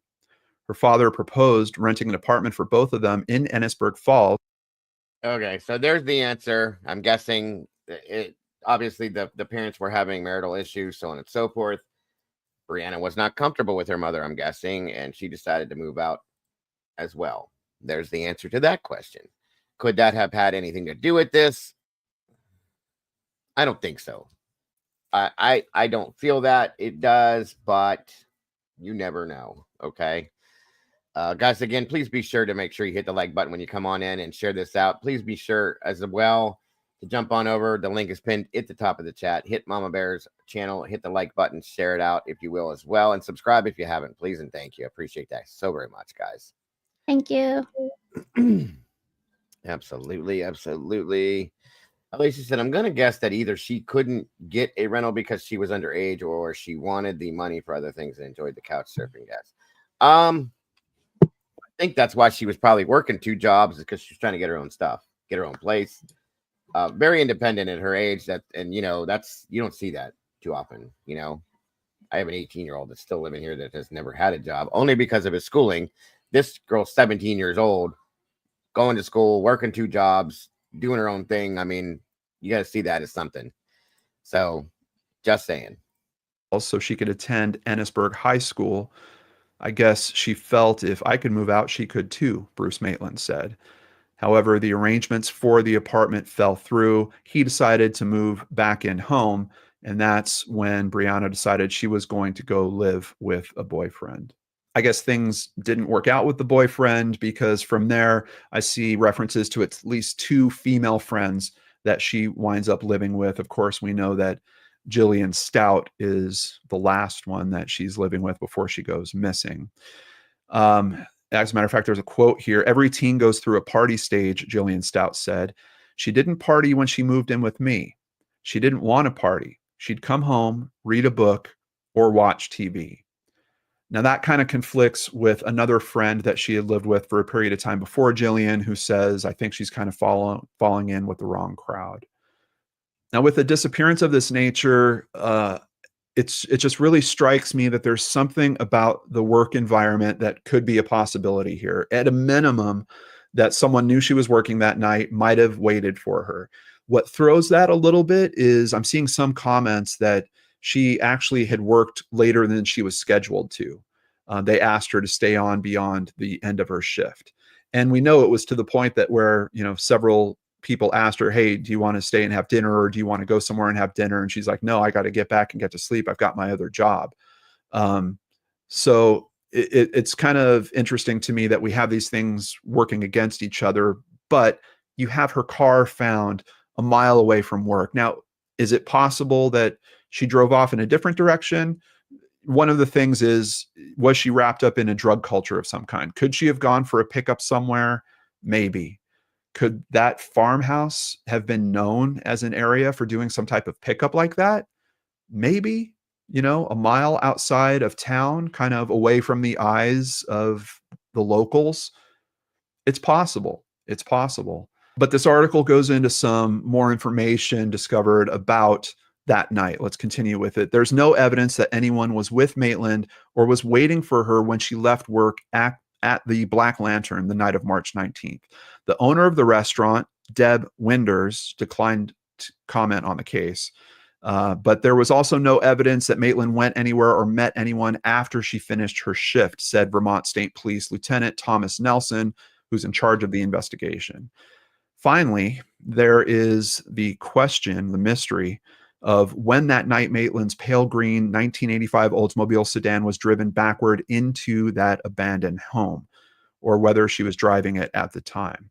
The place was once the home of Myron and Harry Dutchburn, 2 elderly men, they were brothers, who were brutally beaten during a 1986 robbery at the house, but they survived.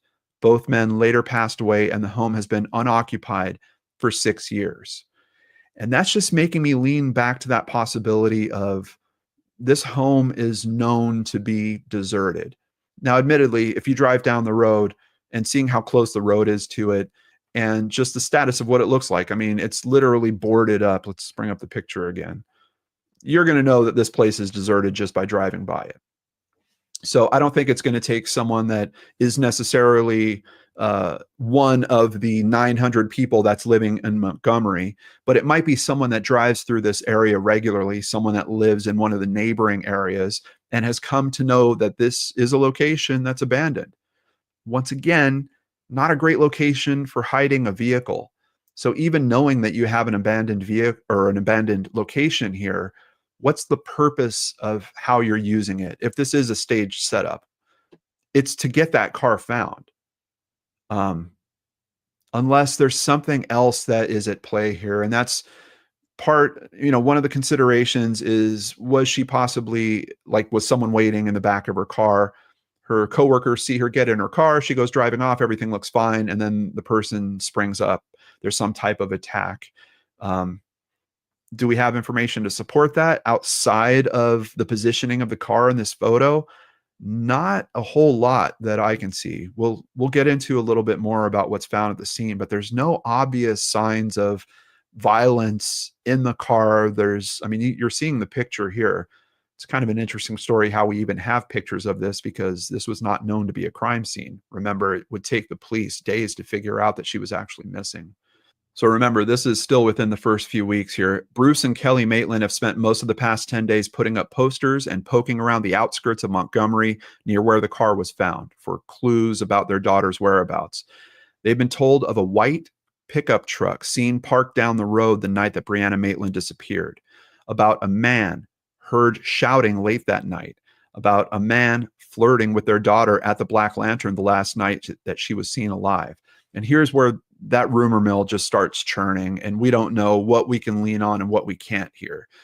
It's curious to me to think of the possibility of another vehicle being involved with this, because it is kind of out in the middle of nowhere, but admittedly, it's only a mile from town. So if it is someone that has some place to stay back in Montgomery, they could have essentially, I guess, walked back. But then what happened to Brianna?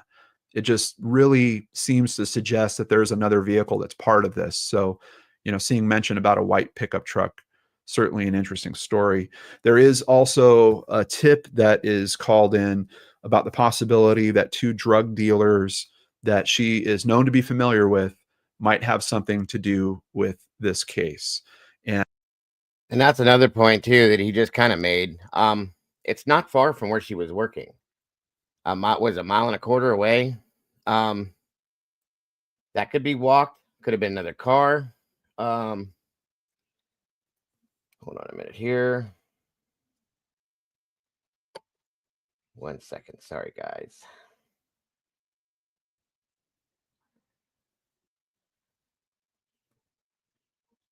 By the way, the girl's name that did this, it's either Kelly or Keely. Keely Lacrosse is the girl that attacked her. So anybody that's curious, I know somebody had asked for the name. Let's see. Also, I'll have some other information for you guys here in a minute.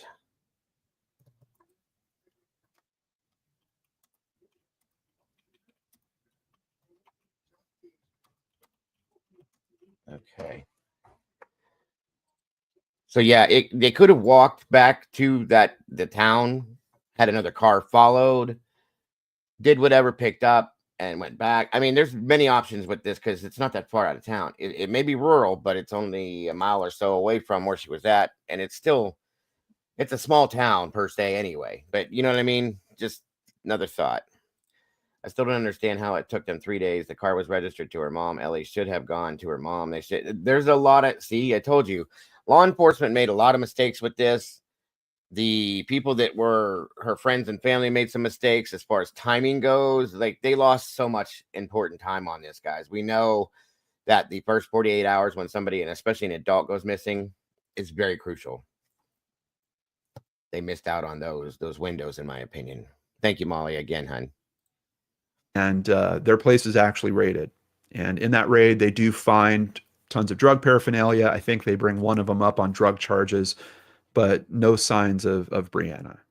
And outside of those events, there's just not a whole lot of big developments that happen in the search for Brianna in those first few years. Of course, her parents are working, a private investigator is working, but there's not really big developments publicly disclosed until 2006 when we have this happen.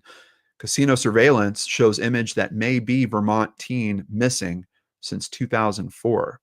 A Vermont teenager may have turned up at an Atlantic City casino, police said.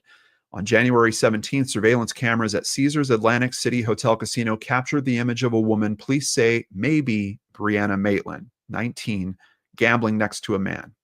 The video, taken from a ceiling-mounted surveillance camera, shows a dark-haired woman at a table, but her face is only partly visible. It was obtained from the casino after a man who lives near Maitland's hometown returned from a trip to Atlantic City. He contacted the Vermont State Police and he told them that he saw a woman who looked like Maitland at the casino. He told the state police the number of the table where she was playing, the day and the time, and investigators contacted the New Jersey State Police. The casino provided videotape with the footage. It was reviewed by the Vermont investigators and Maitland's parents. Her mother, Kelly Maitland, said the movements of the hands and feet of the woman on the videotape remind her of her daughter, at least according to Detective John Donegan, who's a missing persons investigator with the New Jersey State Police. The woman spent about an hour at the table, he said. A still image taken from the surveillance video and published on a flyer released by the New Jersey State Police shows the top of the woman's head, her eyes and forehead, but it doesn't give a clear view, and it really doesn't. Here is the photo with the guy that was. I mean, if you look at it, it's the hair. She does kind of have the same facial structure, but it's not clear enough to see it. The nose, it could be. The hair is definite a possibility, but like this picture of her hair straight, it's a little more wavy here, but that doesn't mean that it's not. You know what I'm saying? There's definitely a possibility here, but we don't know. 1,000 people could look somewhere. Yeah, that's the thing, Eddie is right. Like she's very pretty, okay, but she's kind of got that.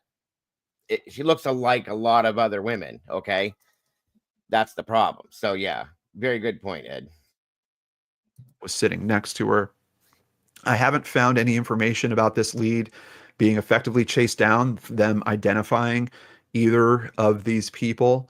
But as you can see from the footage, and I did the same thing that he did. They didn't do anything with this, guys. There's a few leads that they got, they never followed up with. Once again, they're dropping the ball all over the place, and I don't understand. I don't know if it's law enforcement in that area, because they did the same things in Maura's case, okay? They didn't prioritize things. They didn't look into things that were right in front of their face, and things that I would have been like, you want to go look at that, you know? Didn't do it. I don't understand why they do these things or don't do these things, for lack of better terminology, but you know, get on the ball. These are people's lives. This is not just you know, somebody littered or you know, somebody stupid, some stupid crime. This is real deal shit. Really, really tough to make a call on this. And an interesting dynamic to think that it was called in by someone that is back from the same area that she went missing. Of course, that's someone that would be very aware of her case, but it's also it's kind of a good question in terms of why didn't you talk to authorities at the time, like when you were there? Like he waits to get home and then he calls. Or why didn't you approach the situation and try to get a little more information and detail from this? Let's talk about that. Yeah. That's a little weird to me, because if this was one of my friends or somebody I knew that was missing from here, and I'm out somewhere and I all of a sudden see somebody go, holy shit, I'd have went right up to that person if I had the possibility and said, hey, oh, it's not you, or you know, people are looking for you. You know what I mean? That would have been me, but you know, I don't know why. Exactly, SRB. Why ask for tips if you're not following up? Thank you. That's my whole point. Like, there's a tip line for what? So that people can leave you messages that you're not going to check or do anything with? Come on. Let's not be lazy here. pulls it in, and this is the best they can do in terms of footage. I don't know. It's one of those things where I know people are trying to be helpful in these cases, and unfortunately, I honestly can't even give you guys a number. I can just tell you in all of these cases, there's sightings, and many of those sightings are ruled as being not the person that we're looking for. Many of those sightings. It's actually pretty rare, at least in the cases that we've reviewed here, that you have a sighting that pays off and actually turns out to be the person. There's only one case where I can kind of think of where that might be happening, and that is still an active case itself. I think it just shows that there's a side effect to the awareness that's being raised. There's a side effect to grabbing people's hearts. And is it worth to check out those chances? Absolutely. Every single one of them. It's just how often they pay out is not particularly strong. Over at NBCnews.com, whereabouts of Vermont teen still a mystery. And this is an article from May 6th, 2007. Brianna, who had just earned her graduate equivalency degree and was anticipating college, had moved out and was living with a girlfriend. Her independent streak had become a sore subject with both her mom and her father, Bruce. I didn't want her to be out living on her own, Bruce says. It was an arrangement that we didn't like, but we tolerated. We didn't have a choice, said her mother, Kelly. And admittedly, even the time she's going missing, she's turning 18 on October 8th after that. So you're talking a matter of months. And I don't know for Vermont in particular, some states basically look at a 17-year-old as an adult legally when it comes to that kind of stuff. We've had missing persons cases with 17-year-olds where they have turned out to be runaway situations, and the authorities are like, okay, we found them, but they're 17 and we're not going to force them to come. She's not a runaway, though. I mean, like, this is obviously something that the parents agreed to. She's already working, living it, like, so that doesn't pertain to this, in my opinion, at all. From home. So it might be that that's the case as well here in Vermont.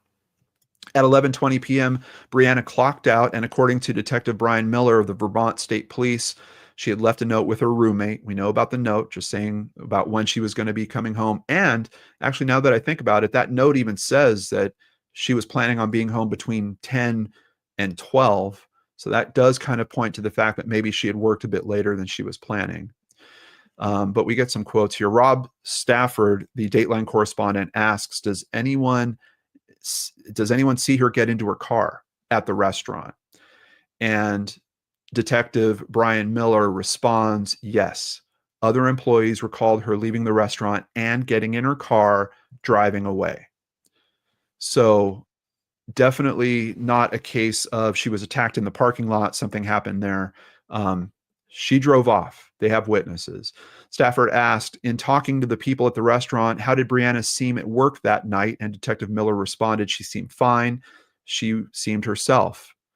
Stafford asked, did she seem upset in any way? Detective Miller says no. Of course, the night that Brianna vanished, her car was spotted at an abandoned farmhouse.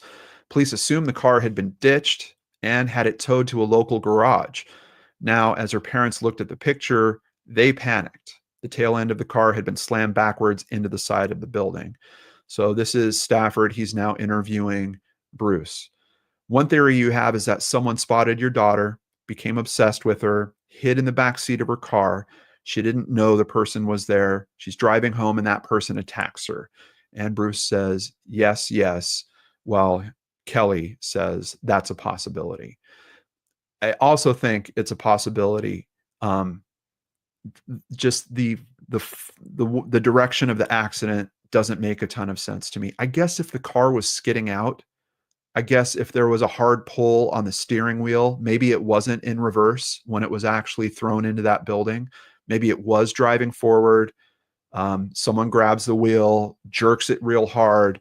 The car hits, because there is kind of dirt right off the pavement there. Car hits the dirt, spins around, and then winds up kind of planted back in. But I'm pretty sure they would have seen that on the ground. As a matter of fact, now it's got me curious to look at that picture again. Let me pull that up. There's enough grass on the ground. Now, from what I understand, the ground's frozen, and you can see there's certainly a lot of ice back here. Let me see if we can just get a little better look.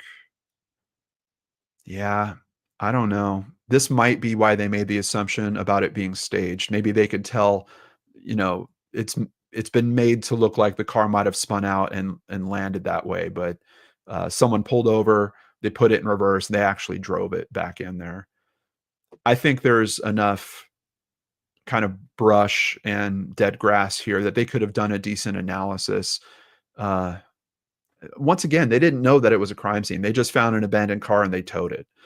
But even from these photos, I would think someone would be able to do a decent analysis and say, you know, yeah, this car did spin out. Like, hey, look, we've got some grooves over here. This is part of the car spinning out, and that's where it wound up.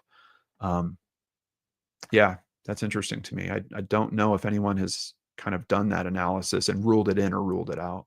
Definitely not that I've been able to find in the public information that's available. Stafford, once again, speaking to Detective Miller. Any signs of a struggle inside the car? Miller says no. Any sign that she was a victim of some violent confrontation at the scene or where her car was found? Miller says no. There's nothing obvious to indicate that at all. Stafford asks, the fact that her paychecks are still in the car, what does that tell you? Detective Miller responds that she either intended to go back to the car at some point and retrieve her personal belongings, or that, you know, she didn't leave willingly. Tips came in. One went directly to Bruce. The caller told him that some men were holding Brianna against her will at a house outside of town. Bruce called the police. They moved in. What did they find in the house? Actually, Brianna's father, Bruce, says they find everything that has to do with selling crack, cocaine, and all the paraphernalia, a gun, thinning agent, scales, ledgers, everything a drug dealer would have in the house. And it does note here, although she was familiar with the men who lived there, the raid failed to turn up any sign of Brianna. Knowing that she knows these guys, of course, raises the question, had Brianna been involved with drugs? Detective Miller says, I would say she experimented with a wide range of drugs. Stafford asked, and do you think that that is at all connected to her disappearance?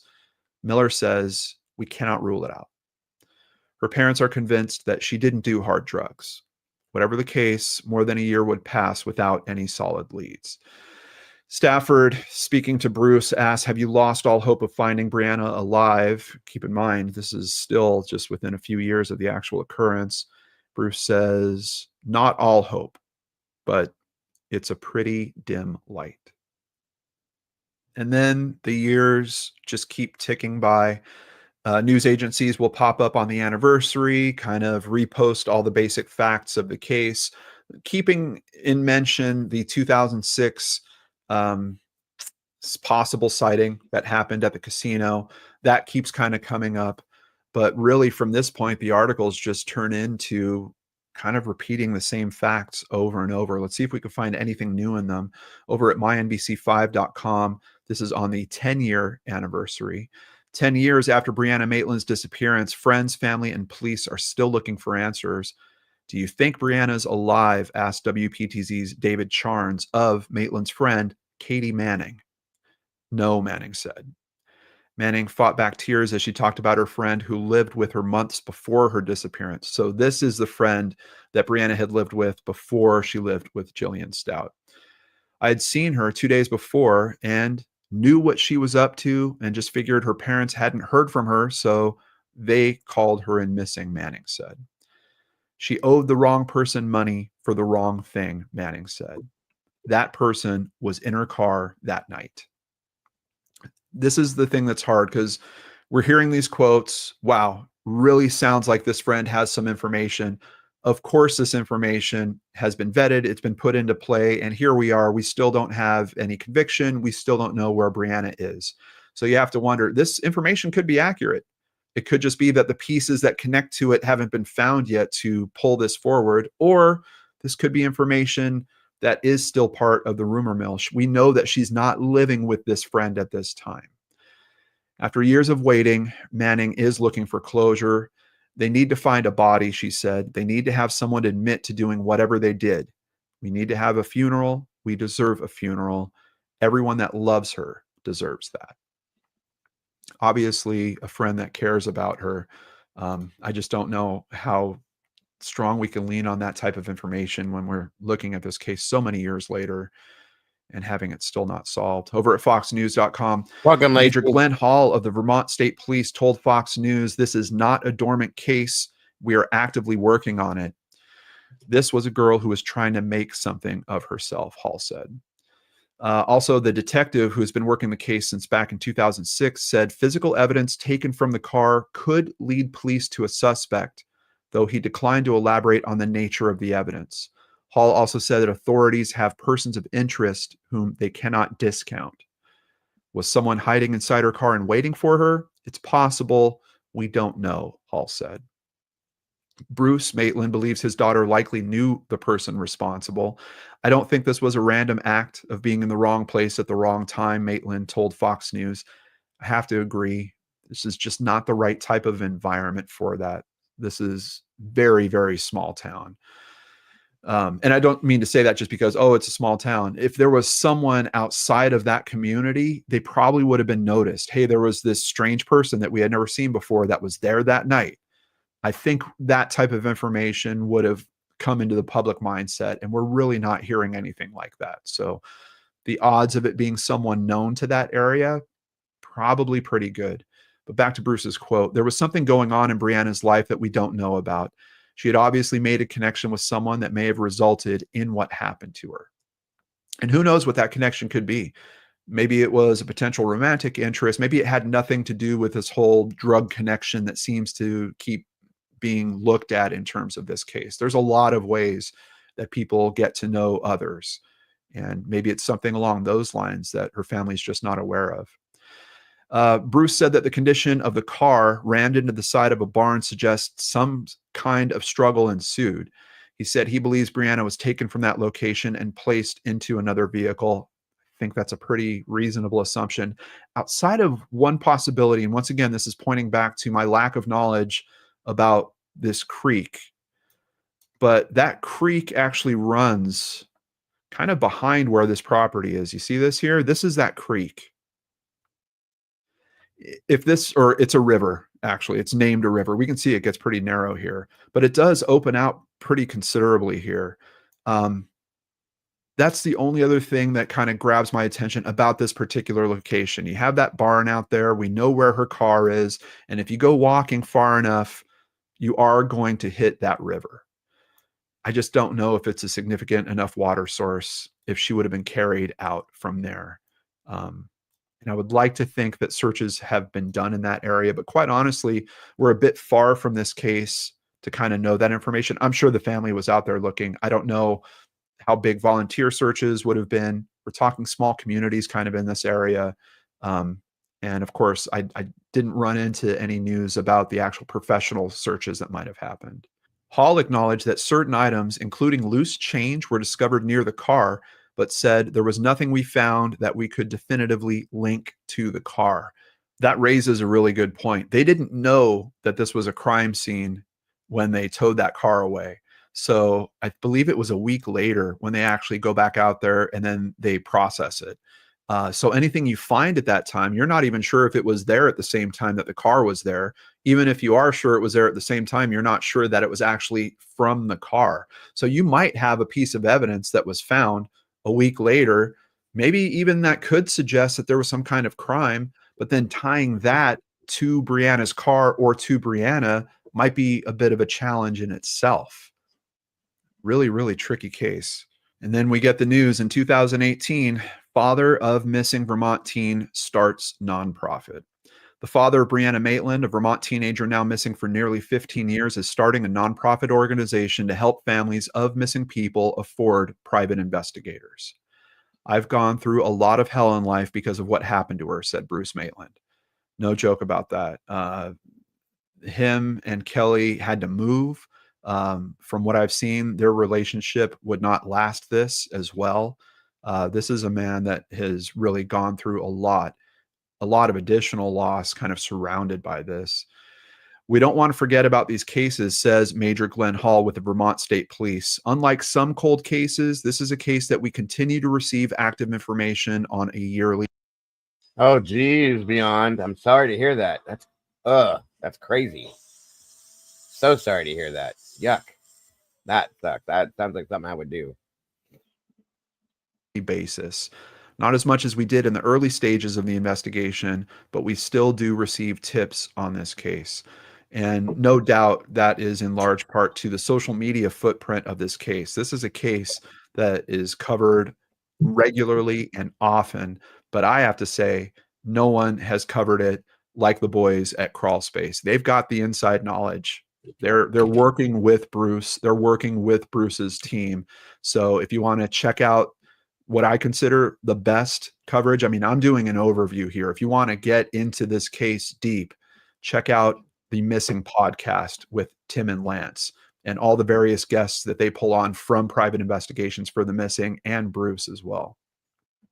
Maitland says private investigators have also turned up leads. They do a lot of work that relieves the police from doing a lot of that. He has now started Private Investigations for the Missing, an organization to help families searching for their.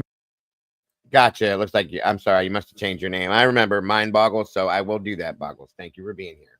No worries. Missing loved ones. I'm trying to do something good by helping other people that are kind of in the same boat as me, and something good to come out of what's really been a bad situation, said Bruce.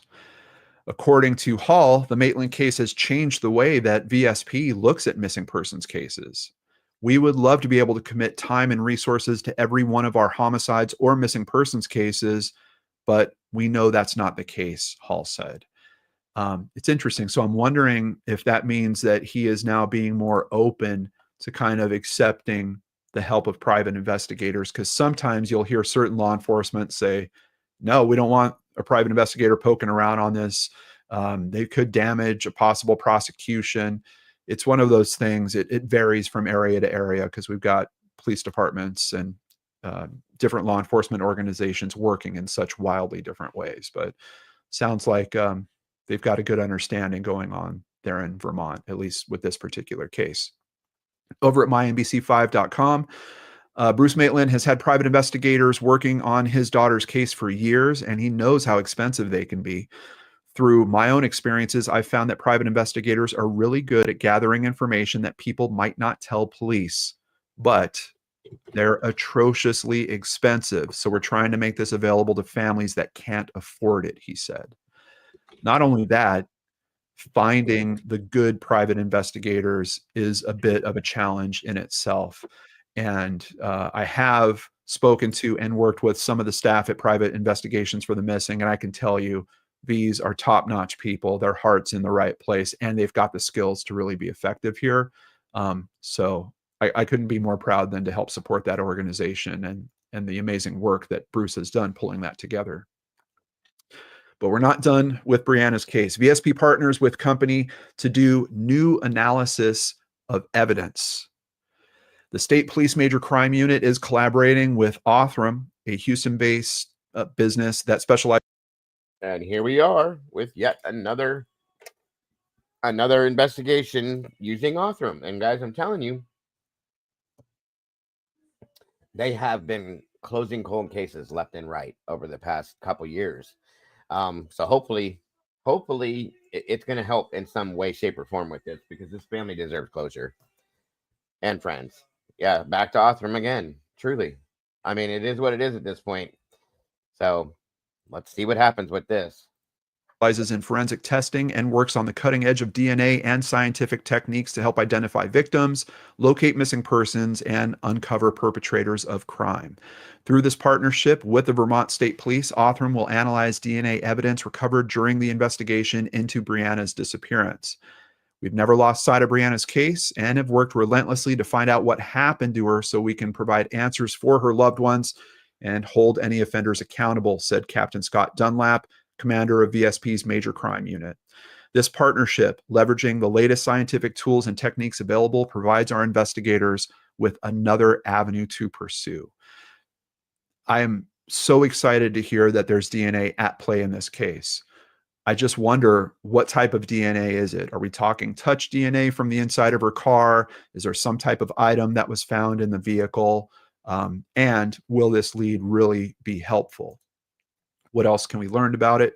The DNA found near her car, a little bit of a hint there, I guess. It was found near her car, was originally submitted through an FBI database and compared with 11 individuals, but did not return any matches. Of course, we know that's kind of the old method of what you would do with DNA. That's before we had this amazing genetic genealogy component. In the fall of 2020, the DNA was sent to a sequencing laboratory in Texas, which identified a number of possible matches that police were able to interview and collect DNA samples from. The sample has since been matched to a person whose identity is not being released by authorities, who state the new information does not mean a suspect has been identified. It seems like they're being extremely cautious with this lead, and it seems like possibly the item that was found, or however this DNA sample was found, might be hitting that contingency I was worried about, that it's not closely enough related directly to the car or directly to Brianna. Like, was it a piece of the barn that they think someone might have walked up and leaned on for a moment while they were looking at what happened with how the car backed into it? Something along those lines.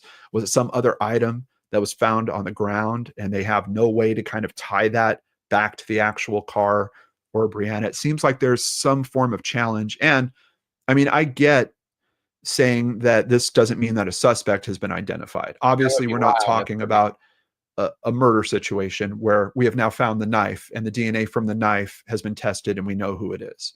This is a much looser connection in a case where we don't know if Brianna's alive or not.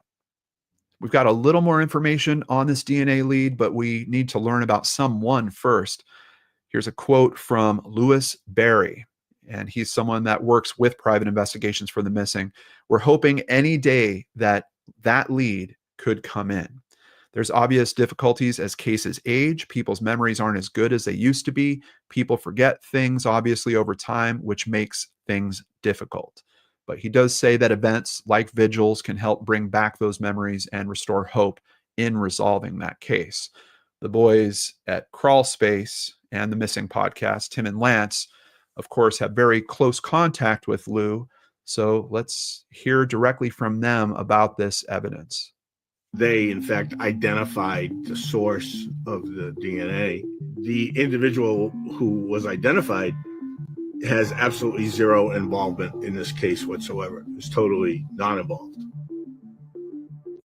So directly from private investigator Lou Berry, unfortunately, that DNA evidence not involved with this particular case.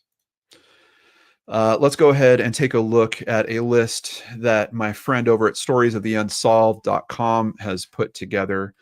Claire has also done some writing on our podcast, Seriously Mysterious. Here are the main theories that she's noting for Brianna's case. Number one, the strongest theory in the case is that Brianna's disappearance was drug-related. This is because it's the authorities' strongest lead. Of course, we know that there was at least one tip that was called in and some action taken on that tip. It should be noted that investigators have not been able to substantiate this theory, and her parents maintain that she was not seriously involved in this scene. This is despite them finding out about her friendships with these supposed drug users and dealers. In the week following her disappearance, police received a tip stating that Brianna was being held in a house in Berkshire known to be occupied by drug dealers she was acquainted with, Ramon Ryans and Nathaniel Jackson. However, they checked the place, they raided it, they found the drugs, but no trace of Brianna. What's kind of interesting is that wasn't the only tip called in about those guys. In late 2004, investigators received another tip, this time from an anonymous female that implicated both Ryans and Jackson in Brianna's murder.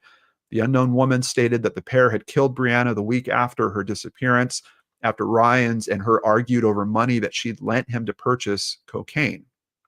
After she was killed, the woman claims Brianna's body was temporarily stored in the basement of another woman's home before being dismembered with a table saw and disposed of at a pig farm. Police have been unable to corroborate the validity of this statement. And quite honestly, I wouldn't have even really shared it with you guys. It has that ring of rumor mill. I mean, ever since someone put a movie out and talked about a body, being disposed of at a pig farm, I swear it's like that keeps coming up in cases time and time again. But I am interested in that tip because it does tie kind of back to the action that they took on raiding that house in 2004. what I'm kind of on the other side of that argument, I don't think that information was necessarily held back from the public. I'm seeing it in the reports that I've been going through for putting today's video together. So is it possible that news kind of leaked at the time, and then this tipster saw that and they're kind of building up the story a little bit as they call that tip back in? Maybe. I'm not sure, but that is certainly one of the theories out there. Theory number 2, that Brianna simply left of her own accord. According to friends and those who knew her, the young woman had mentioned plans for a short trip out of the area. This, paired with her history of running away, have led some to speculate that she simply decided to move somewhere new and start over. Obviously a chance of that, but this many years down the line, I don't know how big of a chance. And with the exposure that... There's no way if that girl did that, one, that she's going to leave her car here, the only vehicle she has to get anywhere. She has 2 jobs. Nope, I don't believe that one at all. Never did. Her case has gotten over the years, in terms of both major and social media, I just don't know. A third theory is that Brianna was abducted by several people. I think that is an interesting thought. We're talking about someone that does have martial arts training. So I think that's more of a consideration. I don't know that I would consider that a theory on itself. I think that's a possible. If she was, you guys, there was a weapon involved. Martial arts training, jiu-jitsu training, they teach you to take weapons from people too. So I have to feel like there was more than one person that had weapons possibly as well. Okay. Both or all of them, however many people there were, because you can't take it from everybody at one time. She's not Bruce Lee or anything like that. Okay. But that's the only way I can see with this girl's training, the amount of training she had in jiu-jitsu, that anybody could have got away with this. That's my opinion. Or somebody drugged her. Okay, that's another way.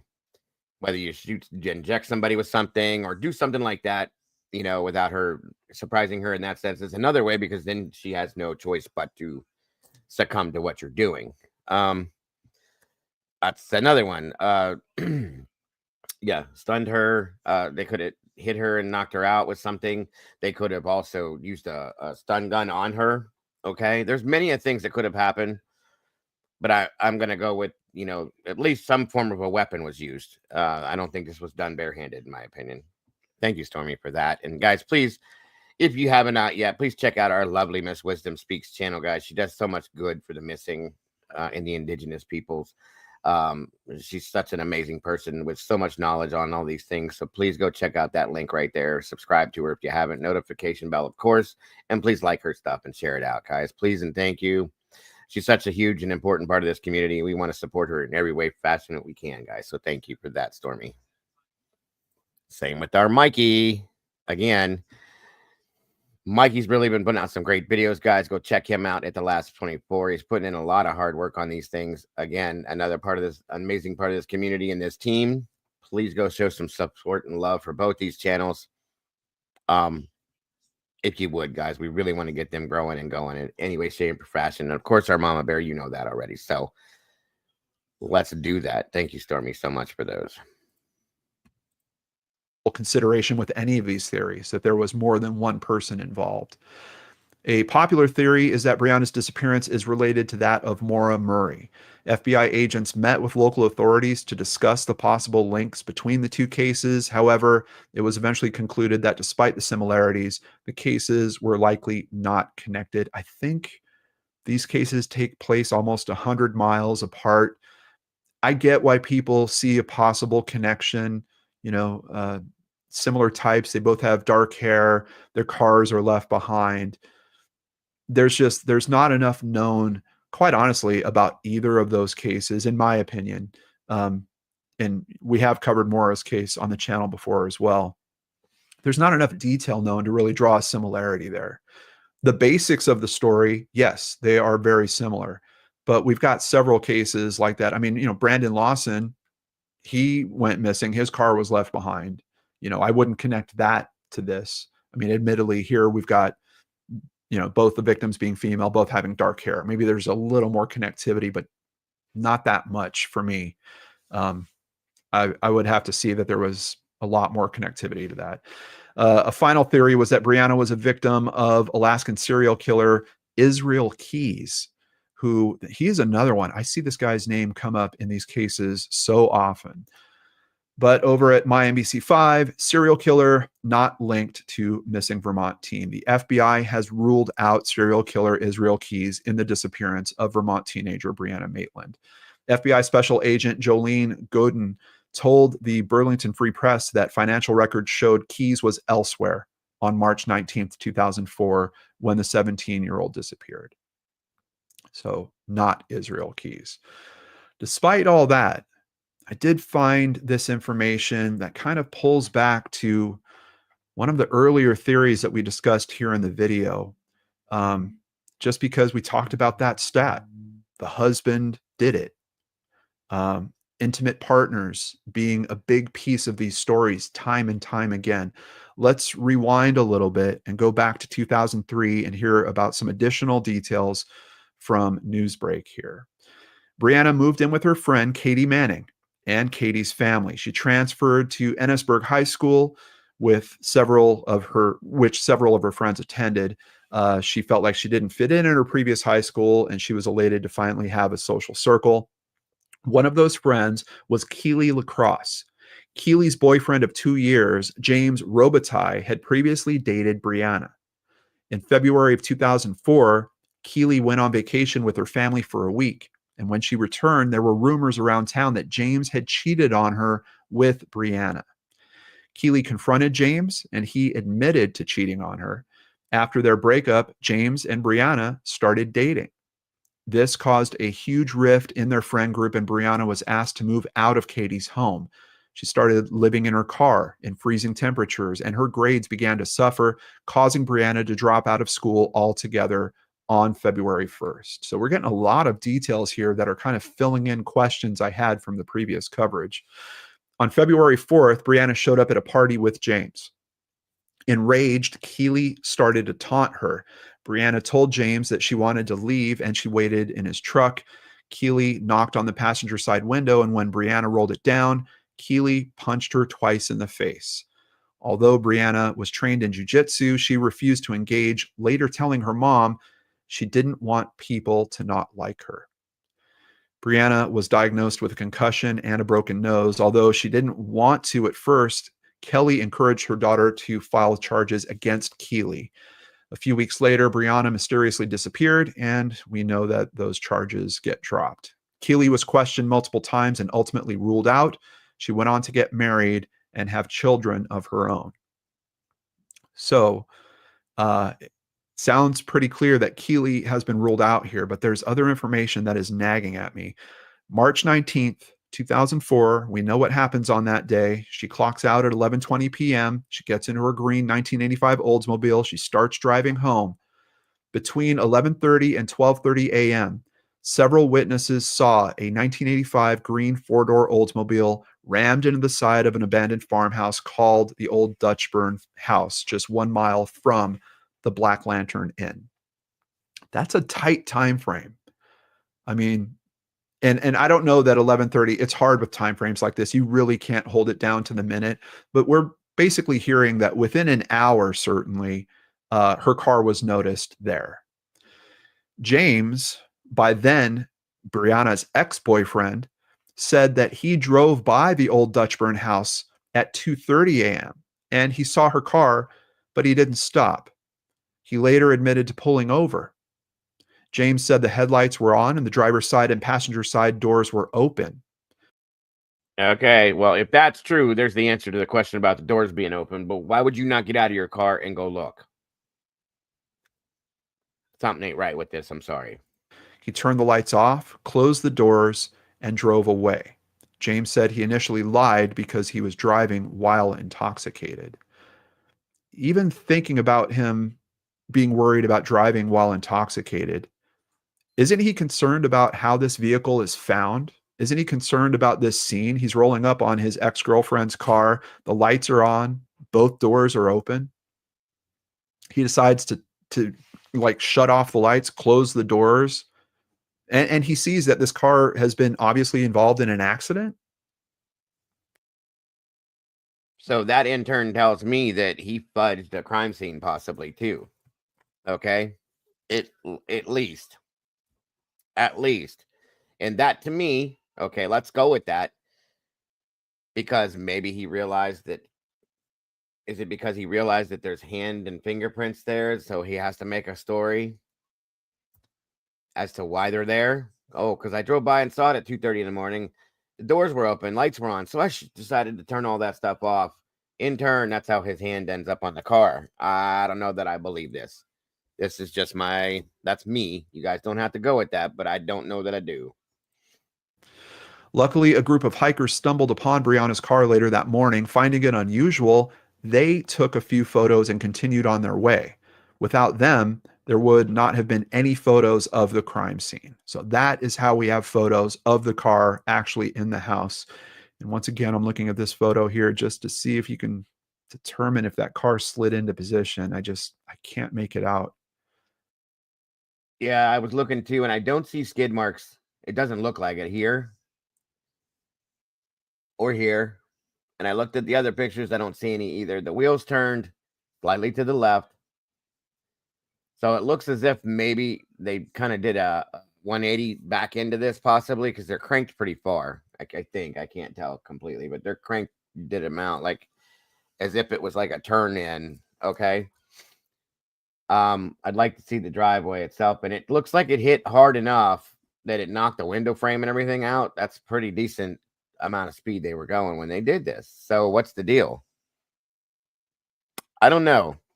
I have questions about this too. From this photo. At 1:20 p.m., someone called the police to report an abandoned vehicle, and a trooper was dispatched to the old Dutchburn house. He found loose change on the ground and a broken necklace later determined to be Brianna's. So it's interesting because we have heard previous statements that there wasn't signs of any kind of struggle there. Broken necklace. In turn, law enforcement is once again dropping the bomb. A broken necklace.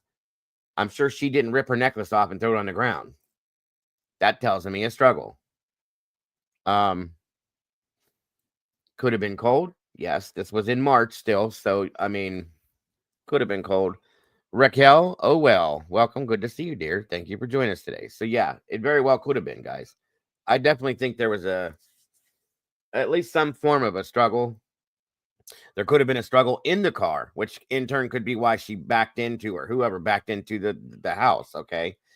Fighting or wrestling around in the car will cause you to lose control of a vehicle, per se. Just saying. These are thoughts I'm having as he's saying these. Maybe a sign, maybe not a sign. But considering the scene that's being described by James here, 2 doors being open would suggest there was 2 people in the car. And now we're finding that her broken necklace was found at the scene outside of the car.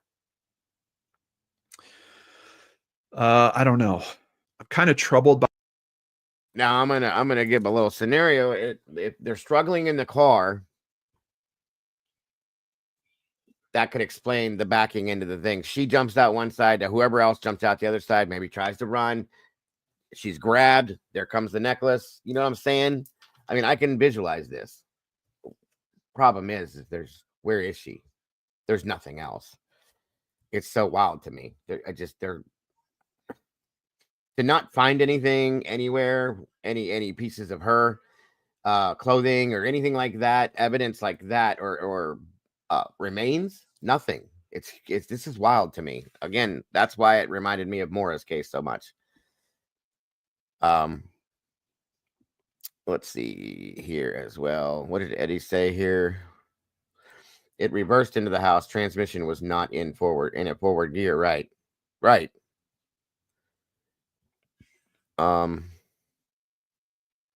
If she was followed, maybe she tried to quickly turn around and crash, leaving her stranded, and maybe they blocked her in. That's another good one. But if both doors were open, maybe then the other way of this could be that somebody could have tried to climb through the car to get to her. Okay, that could be why both doors were open. As that happens, she jumps out the other side, maybe. The car left and reverses and stalled out. Could be. Eddie says, I don't know. It's all my speculation, but to imagine the car at highway speeds and skidding off the road, ending up like that is zero possibilities of that. Right. There have been skid marks, in my opinion, that we would have been able to see visually. And again, guys, if I show you, hold on here. Let me see.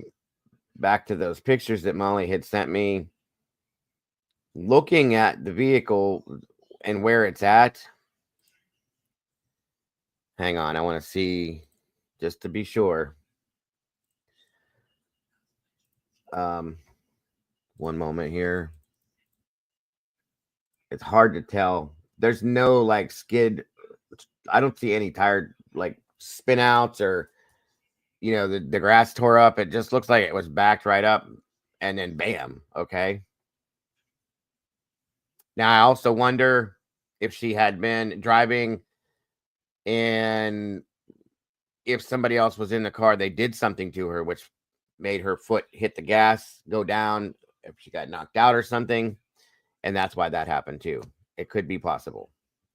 There's a many ways this can be looked at, which is why it bugs me. You know what I mean? So, you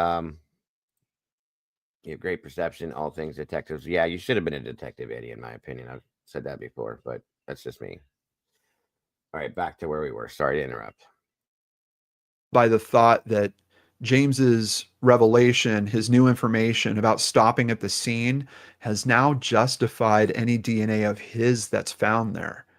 He closed both doors. That means he touched both doors. He shut off the lights. That means he was somewhat inside of the car. So if his DNA is found in there, admittedly, his DNA could have been found in there anyway, because he was known to have been dating her at some points previously around this. It really leads me to believe, well, first of all, why did he lie about it? Why did the story kind of change? Now he's putting himself at the scene, but he's saying he was there a couple of hours later, but gave an explanation of why his DNA would be all over the place. I would think that would be someone to kind of look at and question. Unfortunately, in March 2010, investigators searched the home of Brianna's ex-boyfriend, James Robitaille, but they didn't find anything. Even more unfortunately, James passed away in 2019 at the age of 33. What happened? Killed in a fiery car crash. A Montgomery man was killed early this morning when he attempted to pass a vehicle on the crest of a hill. James Robitaille, 33, of Montgomery, was the sole occupant of his 2015 Ford Edge, which burst into flames from the collision. Unfortunately, the person he ran into, an elderly person, also died. Now, of course, I would think Bruce has been all over this case from the start. He has to have heard of this lead. He has to have probably has much more inside information in terms of James and Brianna and their relationship. What does Bruce think about the possibility of James being involved here? Thankfully, the boys over at Crawl Space have asked. And a lot of people have said over the years that they know, or, they think they know. And quite frankly, it's just hearing other rumors. And then they choose to believe the rumors, and then they think that's what happened.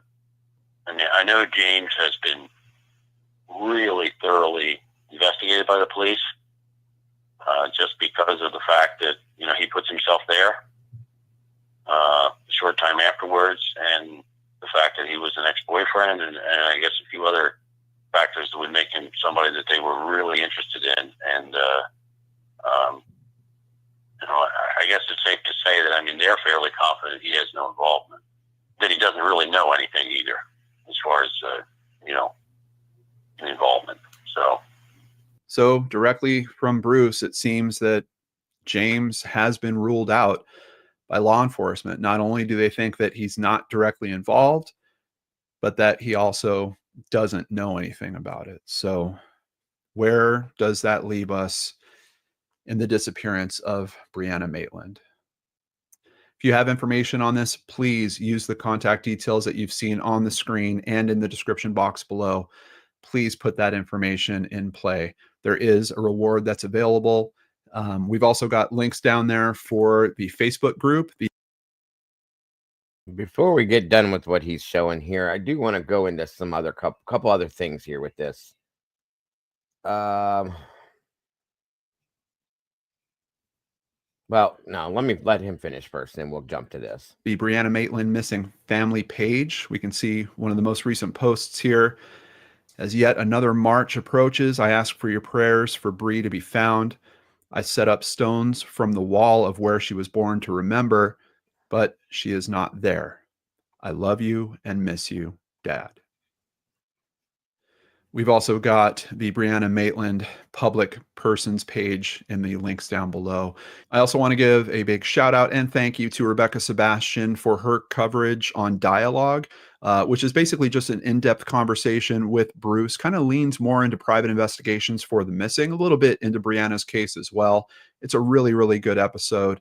Please check that out. And of course, Crawl Space is the place that you got to go to if you want to do the deepest of dives that you can on this case. Another reminder, please consider supporting private investigations for the missing. This case is the perfect example of why this type of help is important. It's one of those cases where it's a small town. The rumor mill's crazy. Who can cut through that? Who can hear the right things? It's a private investigator. And in so many of these cases, we don't have that help for these families. Bruce is trying to fill that gap. So please consider supporting private investigations for the missing right now. You can click that donate button down below or join us for the 5K in person or virtually this weekend on Brianna's birthday. A big thank you to Tim and Lance over at Crawl Space. Also, thank you, Bruce, for creating this wonderful service. It's something that I look forward to supporting for years. And a quick shout out and thank you to all of the wonderful people that contribute their time and services to private investigations for the missing. Very good point. Take care, everyone. I'll see you back here on Friday with a brand new episode of The Best of Seriously Mysterious. All right. Again, thank you, Lorden. I appreciate it. Again, footage provided by Lorden Arts with Brain Scratch. He does great things, guys. Great things. I dropped his link earlier. I'm going to drop it here again, or one of the mods can drop it, please, and thank you. He does really in-depth looks into these cases, which is what I like. And between him and Mikey from that chapter are my two favorites with my cold cases that I follow. One moment here. Here we go. So again, thank you for that. I appreciate it. To him. And like I said, if we can drop his link real quick, once again, I appreciate that. Agreed. Now I do have, well, like I said, I wanted to show you guys. I have some other info I wanted to throw out here for this that goes with this. Okay. For whatever reason, let's see.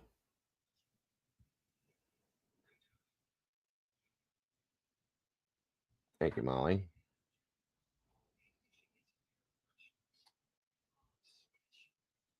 One moment here. I got some more stuff that goes with this, is what I'm saying.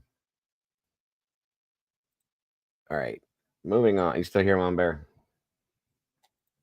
Yes. Okay. Any thoughts thus far? I hear you, Ghost. Just it's a mess. Right. Oh, big time.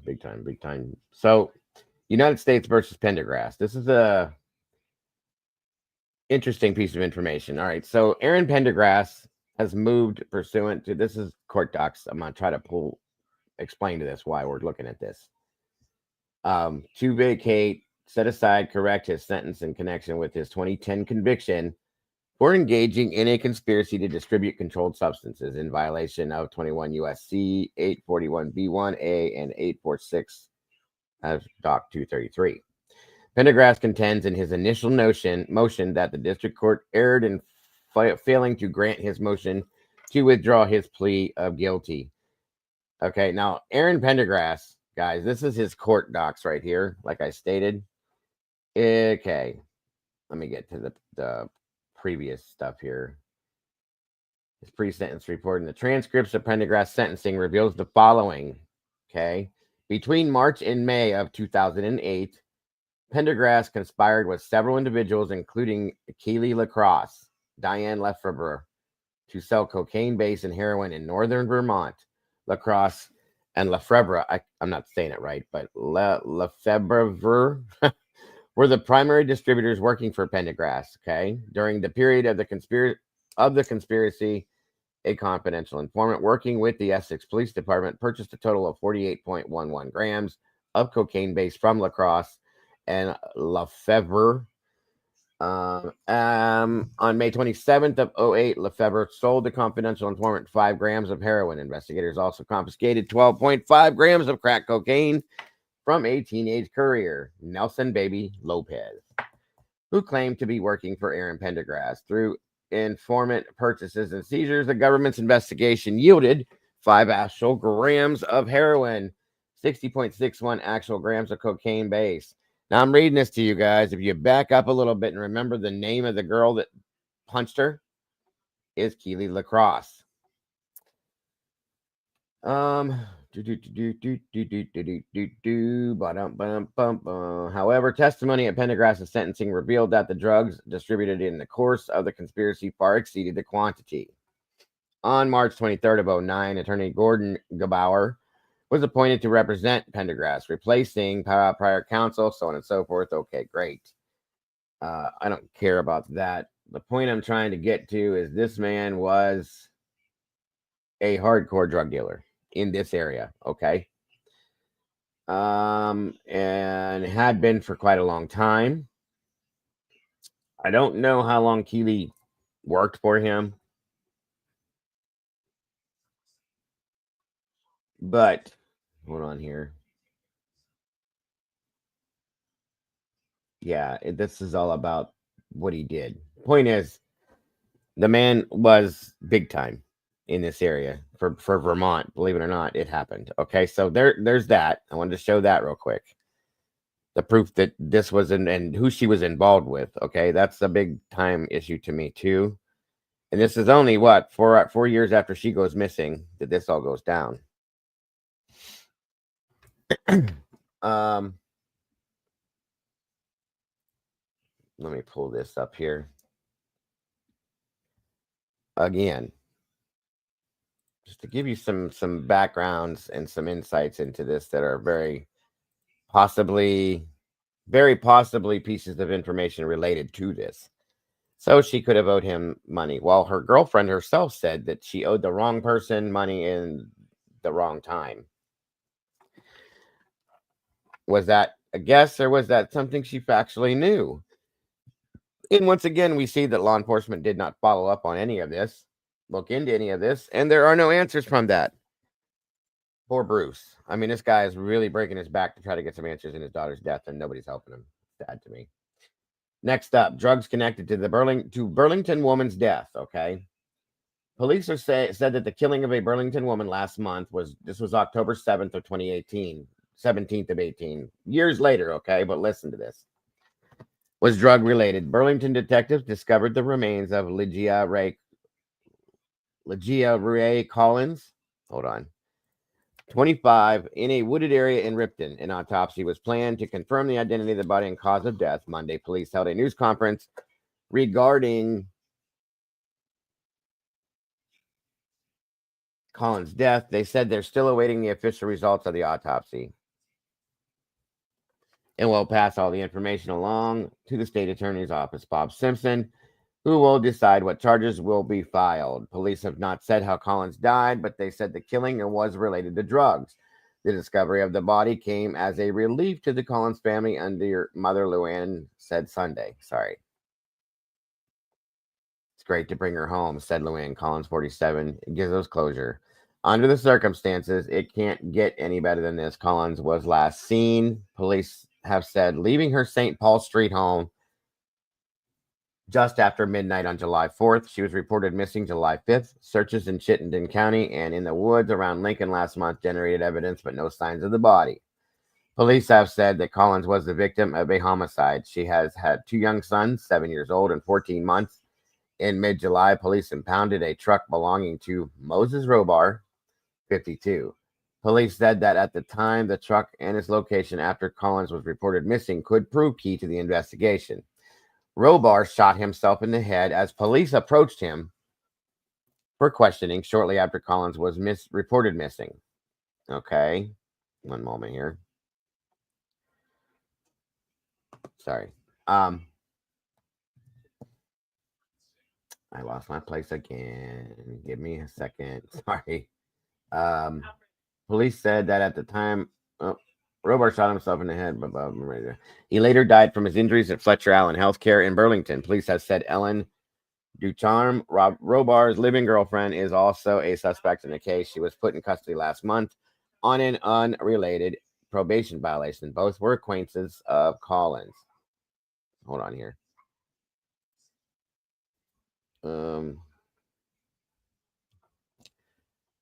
Okay, so that is hold on a minute. This is in relation to this area, folks. Okay, and it's now, like, this was 2018, mind you. Sorry. So give me a moment here and I'll explain this a little bit better. November 6th of 2018, Ryans is linked to the death of Legia Collins in Burlington, Vermont. Collins was his then girlfriend whom he lived with. Correction, not all. Sorry.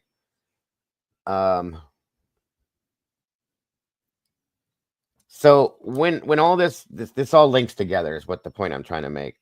Here, this should help right here to explain this a little bit more. My apologies.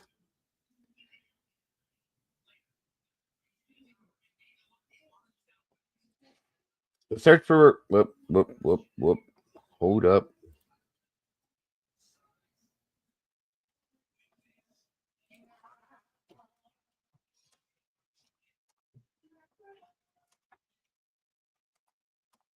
Okay. I just got a message from Miss Paula, Prying Paula, that she's doing okay, still has a lot of personal stuff going on, but she'll be back eventually, and thanks for checking on her. So she's okay, everybody. Anybody that was wondering.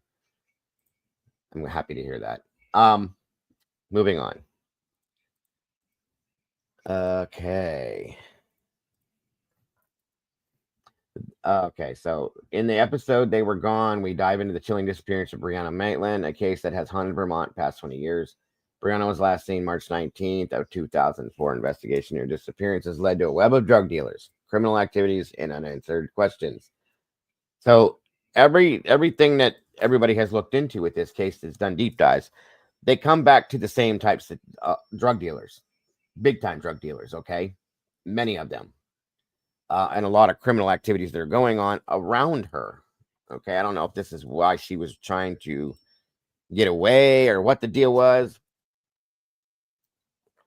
I know I need to put my glasses on. You're right, Alicia. So, wait, what are you talking about, Stormy? Body found, father charged, and daughter's disappearance, still missing 13-year-old Kamani Latik. Oh, okay. Another case. Thank you. We'll look into that too. Here we go. So the search for Brianna took a dramatic turn when an anonymous caller claimed that she was being held in the basement of a farmhouse on Reservoir Road in Berkshire. The farmhouse was rented by two drug dealers, Ramon Ryans, okay, and Nathaniel Charles Jackson, who had connections with Brianna. Police raided the house but found no trace of her. They found everything but her, okay? Brianna's been involved in the local drug scene, attending parties where she met Ramon and Nathaniel, despite rumors suggesting she was a drug addict who had run away. Her family insisted that she was far from that stereotype. She was working two jobs, finishing her GED at the time of her disappearance. Which is the point that I made too. I can't imagine being an addict and being able to pull all that off.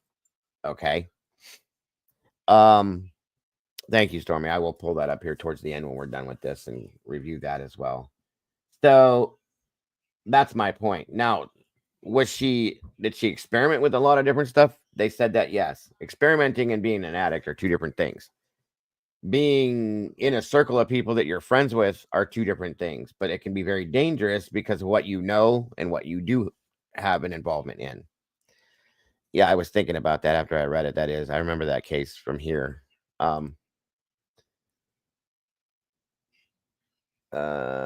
Thank you, Mama Bear. Now I'm going to show you how these things link together, okay? So during the raid on the farmhouse, it states that police found drugs, weapons, but no sign of Brianna. Ramon and Nathaniel, along with 2 others, were arrested but later released. Ramon moved to an apartment in Burlington, okay, while Nathaniel stayed in the area. The story took another twist when Legia Ray Collins, a woman connected to Ramon, disappeared on the 4th of July, 2004. Now, that's the same year that Brianna goes missing. Legia's disappearance reported by Ramon, but soon Ellen DeCharme, sorry. Oh, what the hell? Sorry. Confessed to murdering her with the help of Moses Robar and Timothy Cruz. Ellen's account echoed the brutality suspected in Brianna's case, creating a potential link between the two. There we go. Ramon's involvement in the drug scene and his connections to several key figures raised suspicions. Despite his arrest, he was released after cooperating with the police, leading Brianna's family to believe that he had not provided any useful information. Frustrated with police efforts, Brianna's family hired private investigator Greg Overacre. Overacre's investigation led to numerous interviews and the discovery of a potential lead involving a party on the night of Brianna's disappearance. However, these stories varied widely, and none provided concrete answers. Despite many theories and potential leads, the case remains unsolved. Vermont's police and FBI continue to investigate using advanced DNA technology to pursue any new leads in 2024. On the 20th anniversary of Brianna's disappearance, $40,000 reward was announced for information leading to her whereabouts. The disappearance of Brianna Maitland is a complex case filled with dark twists and unresolved mysteries. Her family and investigators remain hopeful that new information will eventually surface to bring her home. As Colonel Matthew Birmingham of the Vermont State Police stated, this is not a cold case, it's an unsolved case. There's many sources here that leads to all this, okay? And then this here is the podcast per se, right here. Here, this is the news report I'm going to play for you real quick. Hopefully it works. 17 years ago, Brianna Maitland went missing in Vermont. Today, her family and detectives are still searching for answers. But as NBC5's Zuri Hoffman explains, the attention surrounding cases like this one can sometimes make them more difficult to solve. Around the anniversary of her disappearance, there isn't a day goes by that I don't think about her. Bruce Maitland is still holding out hope he'll find his daughter. We also spoke with him at his Pennsylvania home a few years back. There's Brianna there again. It's now been nearly 2 decades since his then 17-year-old daughter, Brianna Maitland, was last seen leaving the Black Lantern Inn in Montgomery, Vermont, where she worked. Her car was later found backed into an abandoned barn. 17 years later, police still don't know what happened to her. My ultimate goal is to be able to bring some closure. Vermont State Police Detective Angela Baker has been the lead detective on the case for the past 4 years. What makes this case so difficult to solve? The rumor mill is just alive and well with this case. She also says there's very little evidence to go on. There had to have been foul play. The mystery has received a lot of attention. You go on the internet, you search Brianna Maitland, just the information that comes up is just an obscene amount of information. And that means there's a lot for Baker to sift through. Anyone can write a blog and anyone can write information about this case. Assistant professor of cybersecurity at Champlain College says the veracity of information on the internet can often be used as a tool for investigators, but it can sometimes make it more challenging to determine fact from fiction. He says certain algorithms can help, but still, these things take time. Can I plug in keywords that only someone who was pretty intimate with what was going on would know about, or they made a statement about something that was not made public? Baker says despite the attention surrounding this case, she receives new leads every day and follows up on each one of them. She's urging anyone with information to come forward. What do you think is going to be the key to solving this? I think it's going to be that one person that knows what happened. As for Brianna's dad, Bruce, he's supporting other families who are also looking for their loved ones through his own private investigation foundation, and he's still hoping time will lead him to Brianna. Sometimes time is your friend too. You know, people change, get older, circumstances change, and maybe that somebody that knows something that wouldn't come forward years ago may come forward now. In Montgomery, Zuri Hoffman, NBC5 News.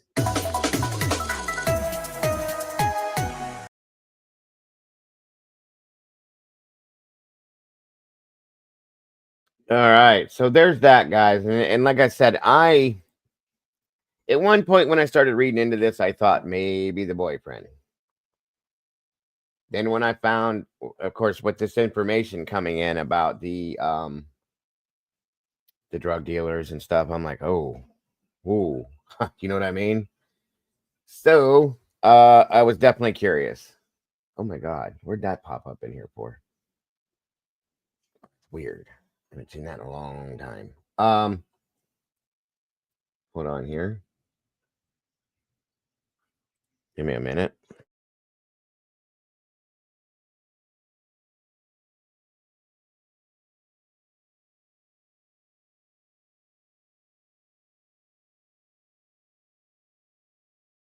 There is other speculative theory and some other things about this that have been put out. There's quite a bit, actually.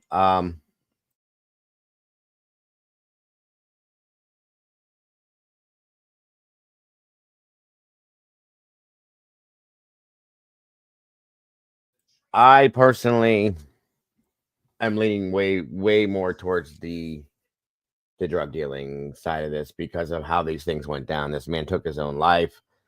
There's a lot to that. That's my thought. And my thought is, hold on. Today marks 20. This was put up last March of last year, March 19th. So we're going on 21 years on the 19th of this month, you guys. Okay. So this is probably the newest update with this case. Sorry. Here we go. Today marks 20 years since the disappearance of Brianna Maitland in northern Vermont, and there is now a new reward being offered to anyone who can help find her. FBI agents and Vermont State Police say they are willing to pay up to $40,000 for any information that leads to her recovery. ABC 22's Matt Holderman live tonight at the State Police Barracks in Williston, where that announcement was made earlier. What exactly did these officials say when it comes to this case, Matt? Yeah, Lauren, well, this reward, which is listed on this missing persons flyer right here, is now by far the biggest in the history of this case, and it is being entirely funded by the FBI. They hope that the size of this reward is big enough to incentivize people to come forward with never before heard information in this case that helps them and helps VSP find Brianna Maitland after all these years.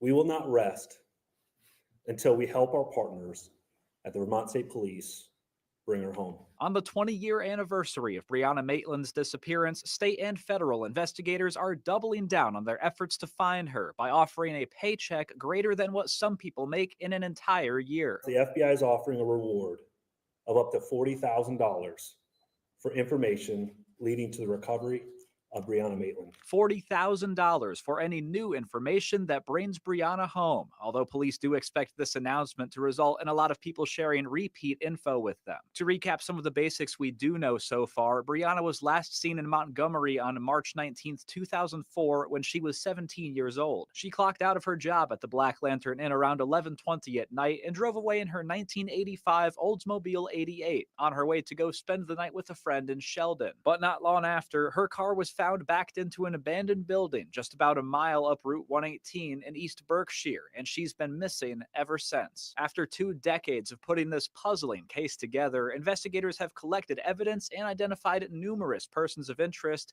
but say they're still missing a few pieces. Someone out there may have information that can help solve this case. It's been too long, and it's time to come forward. Although state police haven't announced any progress on the search since 2022, they're not calling this a cold case and say the FBI now offering this reward could be their biggest break in a while. That's because they expect any new answers to come from people rather than material evidence, as they've already ran tests on the physical clues they've found. It's not a huge technology case, quite honestly. There's so many leads, and they're so different in leads, and It comes down to good old-fashioned interviewing people and getting the right, accurate information. And I'd be remiss if I didn't tell you where you can submit information to help in this case if you have any. One option is the FBI's tip line. That is 1-800-CALL-FBI, and numerically that is 1-800-225-5324. You can also call the Vermont State Police tip line at 1-844-84-VTIPS, and numerically that is 1-844-848-8477. Now, if you missed those numbers when I just said them there, you can find them in this story on our website, mychamplainvalley.com. For now, reporting live in Williston, Matt Holderman, ABC 22 News.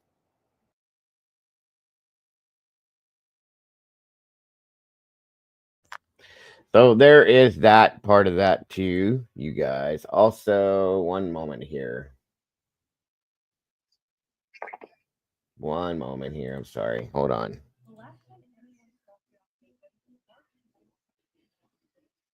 I wanted to run a bit of this for you guys as well. Bear with me. Sorry. All right, here we go.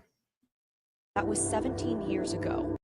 Saw Brianna Maitland was March 19th, 2004. That was 17 years ago. Okay, hopefully the audio is I okay. think that the answer lies somewhere, and I think that we just haven't either asked the right question or we haven't asked the right person yet.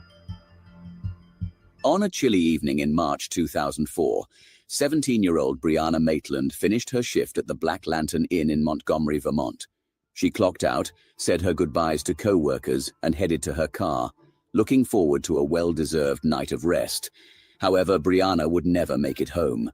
The next day, her car was discovered crashed into an abandoned house less than 1 mile away from her workplace. Inside the vehicle, her personal belongings were found undisturbed, including her wallet, cell phone, and driver's license. In a tragic turn of events, Brianna was not reported missing for 5 days due to police mishaps and a terrible twist of fate. Her friends and family, and indeed the world, have been left wondering, what happened to Brianna Maitland?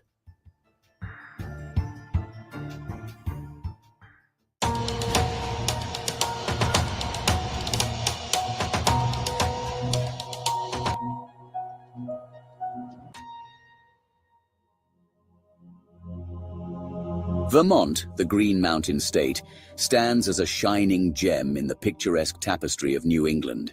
With a rich history that dates back to the 18th century, Vermont has become synonymous with breathtaking landscapes, quaint small towns, and a relaxed way of life.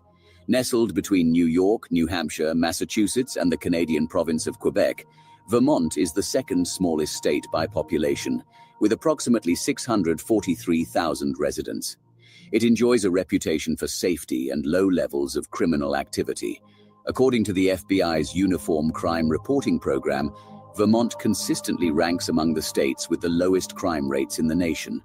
Property crime rates are notably low, as are incidents of violent crime. The strong sense of community, coupled with an effective law enforcement presence, contributes to the overall safety experienced by Vermont's residents.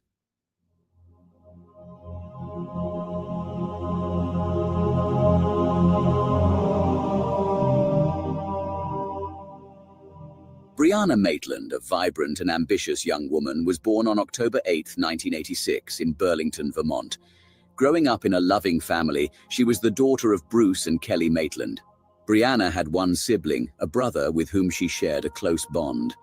The Maitland family was well respected within their community, and their loving and supportive environment provided a nurturing foundation for Brianna as she grew up. Brianna's personality was a delightful mix of determination, empathy, and curiosity. Her infectious smile and warm presence brightened the lives of those around her. She was known for her empathetic nature, always extending a helping hand to friends and family in need. Her love for animals was evident, as she often cared for stray and injured creatures, nurturing them back to health.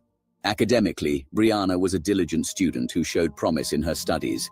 She had a particular affinity for art and displayed a natural talent for painting and drawing. Her creative expressions were a testament to her keen eye for detail and her ability to capture the essence of her subjects.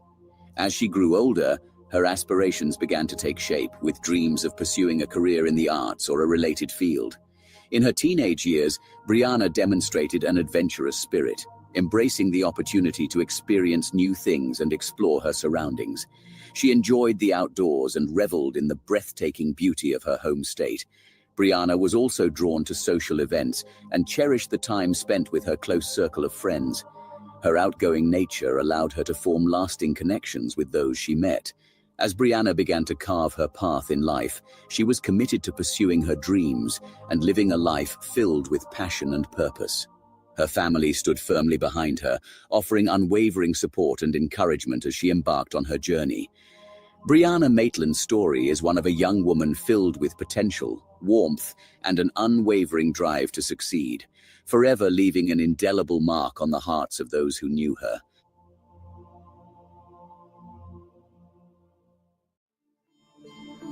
On October 8, 2003, Brianna turned 17 and made a bold decision. Despite her parents' disapproval, she left her family's farmhouse in Franklin to start a new chapter in her life. Brianna chose to move in with her close friend, Katie Manning, in Enosburg. Brianna had always struggled to fit in at Missisquoi Valley Union High School, which was the district her family's farm belonged to. By the way, I'm showing you this, guys. I know you guys are hearing stuff you already know, because there's some other pieces of info in here that weren't in the other. And you know how we kind of sometimes we'll watch the same thing, but pick up some new stuff. That's why we're doing it. It's nowhere near as long as the other one was, so don't worry. And we're probably not going to watch the whole thing. I just wanted to get some other stuff in here to you guys to see. That's all. Eager for a fresh start, she enrolled at Enosburg Falls High School. This change brought her closer to her friends, including Katie, Megan Jefferson, Keely Lacrosse, Sydney Kuhn, and Hillary.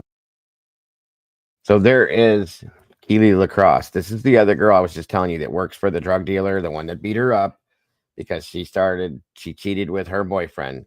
This group right here, from my understanding, we're all very close to these drug dealers.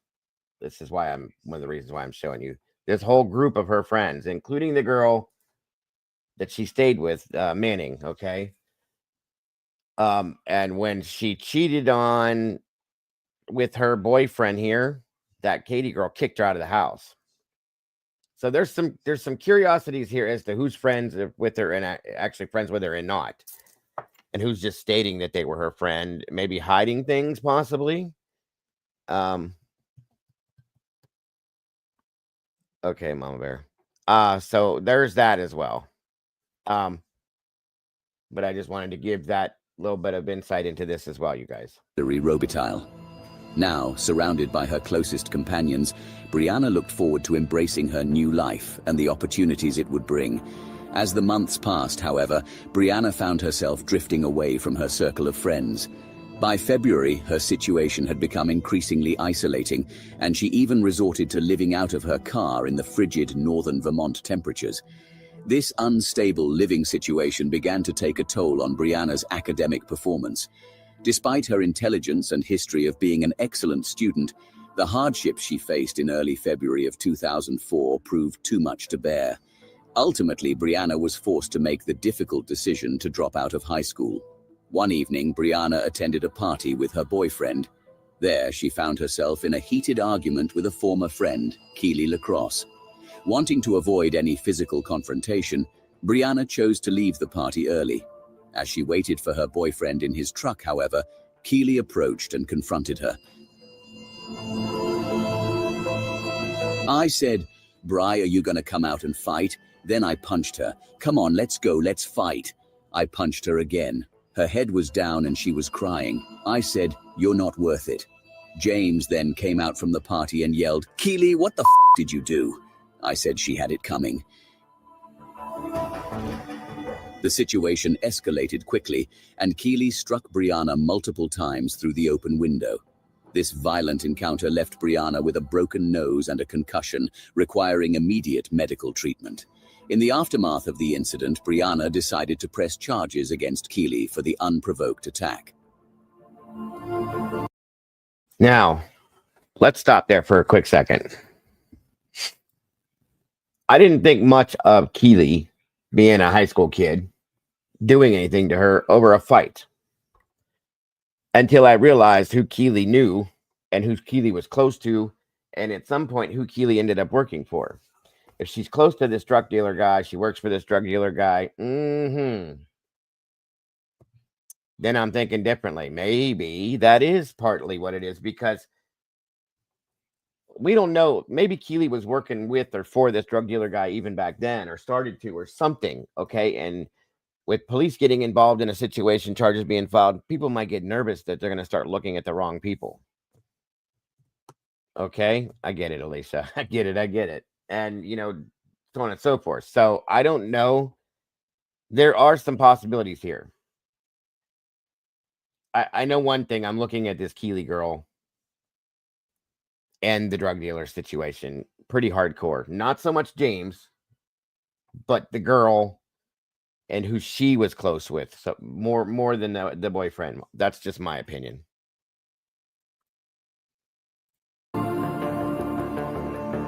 Early in the morning on Friday, the 19th of March, 2004, Brianna awoke with a renewed sense of purpose. Her mother arrived to pick her up, and together they went out for breakfast before Brianna's important day.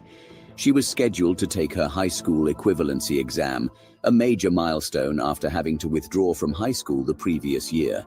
In addition to this accomplishment, Brianna had recently secured 2 part-time restaurants.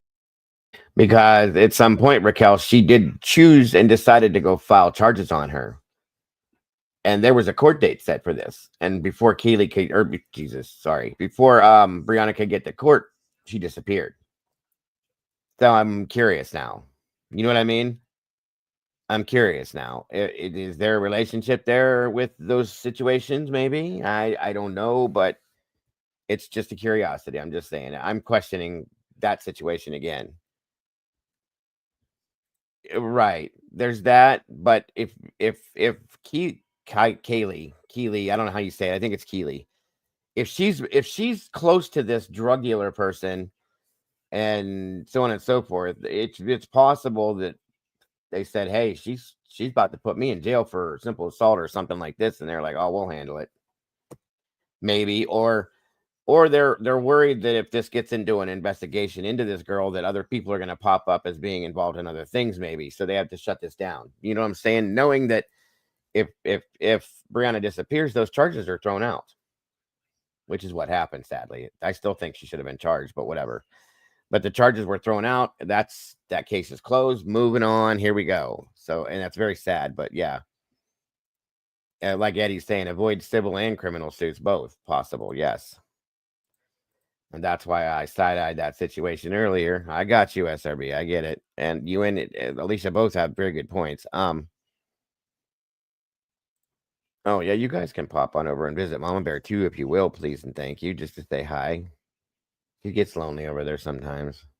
And I know it probably smells better over there. I've said that before, so you guys can do that. No, you don't have to stay in here. You can stay over there, whatever. Yeah, we're good over there. You can stay over there, SRB. Like I said, I'm good here.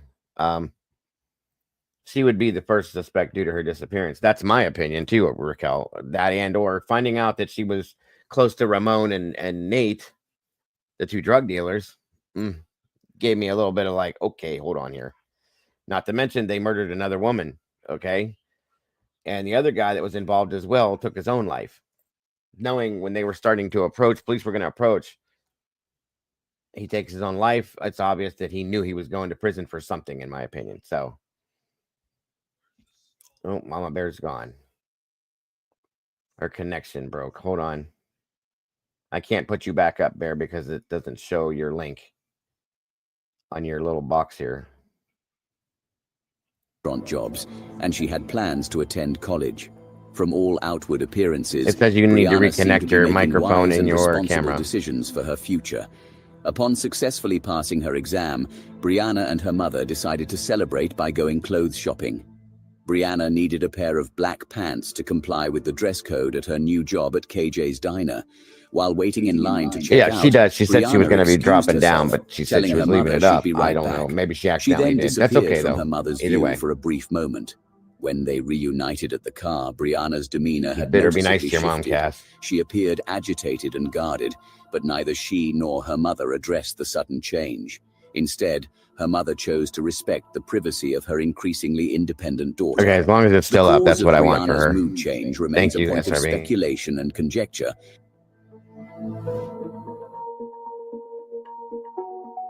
At 11:20 p.m., Brianna clocked out from her new job as a dishwasher at the Black Lantern Inn, located in Montgomery, Vermont. Although her co-workers had extended an invitation to join them for a post-shift meal, she opted to decline, feeling exhausted. With the anticipation of her first day as a waitress at KJ's Diner looming, she knew a good night's rest was in order, preparing for the long day that lay ahead.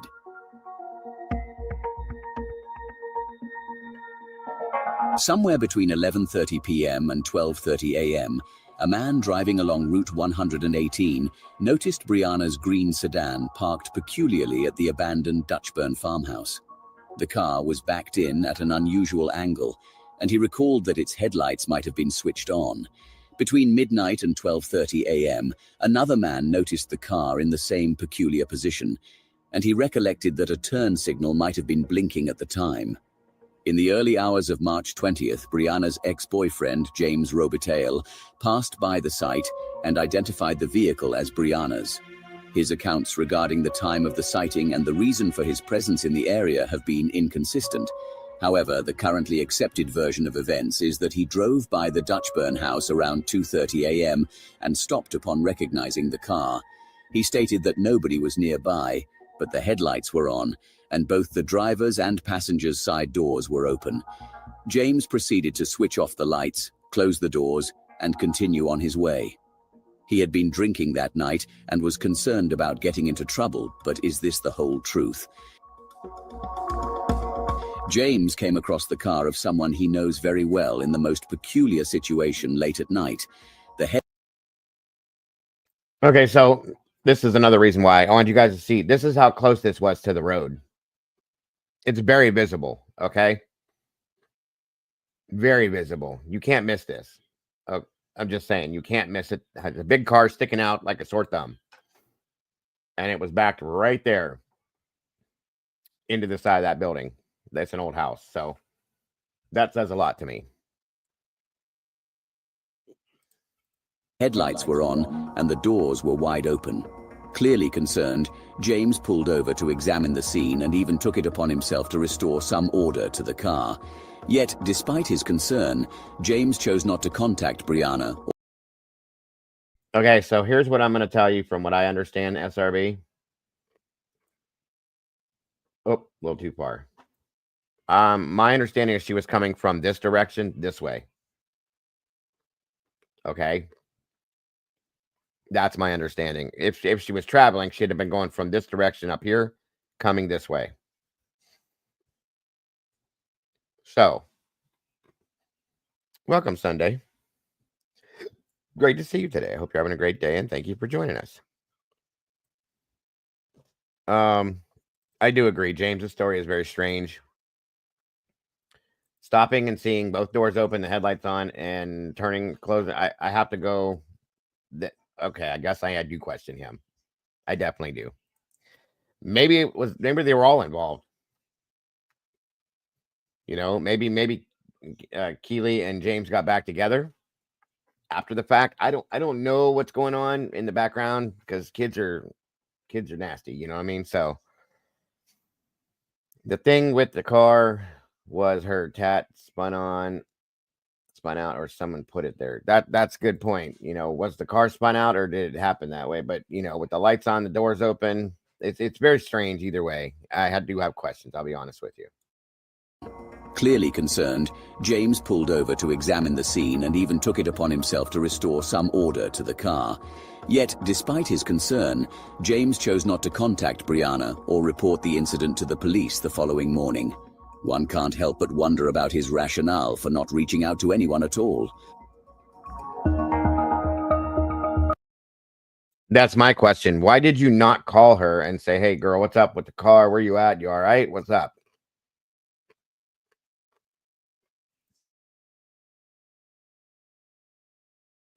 And they found her busted necklace on the ground next to the car. There was a lime wedge that was left there. The windshield was shattered. That's some strange stuff. Okay, period. That's all I can tell you. Well, they said the windshield was shattered. It doesn't look shattered here, unless it was the back window. And if it's a back window, it could be from backing into the house, in my opinion. So. Later that morning, a group of hikers traveling along Route 118 came across the abandoned Oldsmobile, finding the scene unusual enough to warrant stopping. They pulled over, got out of their vehicle, and stared at the eerie sight before them. They took photos, which have since become the only publicly accessible images of the crash site. One of the photographers noticed loose change, a water bottle, and a broken necklace, later confirmed to belong to Brianna, lying on the ground beside the driver's side of the vehicle. On March 20th at 1:22 p.m., a Vermont state trooper was dispatched to the Dutchburn house.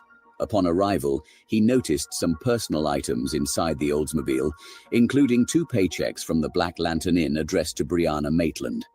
However, the trooper did not find anything he deemed suspicious. He concluded that the car was likely left behind by a drunk driver, a situation that was relatively common and not necessarily alarming. He gathered the scattered belongings from the ground and placed them inside the vehicle. The trooper then headed to the Black Lantern, intending to interview the staff about the abandoned car, but found the restaurant closed. He noted the vehicle's tag number and continued with his day. The car was eventually towed to a local automotive shop. The officer never ran the plates, and it is rumored that he left for a short vacation the next day. Gillian Stout had spent the weekend at her grandparents' house and was unaware that Brianna hadn't returned home until she saw the untouched note on Monday. Thank you, Molly, and I'm sorry, Tomboy, I didn't see it. Gillian contacted Brianna's mother, Kelly, and after comparing their information, they quickly realized that Brianna's whereabouts were unknown.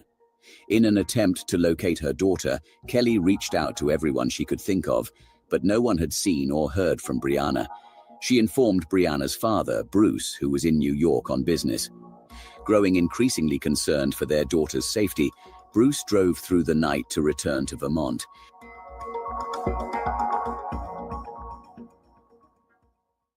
Maitland was last seen leaving work in Montgomery, Vermont. She was a dishwasher at the Black Lantern Inn, and she was 17 at the time. It was an upscale bed and breakfast at that time in a ski town. It wasn't a noisy bar that people were hanging out at. It was an upscale bed and breakfast. So she remained in the back of the restaurant for the most part doing the dishes.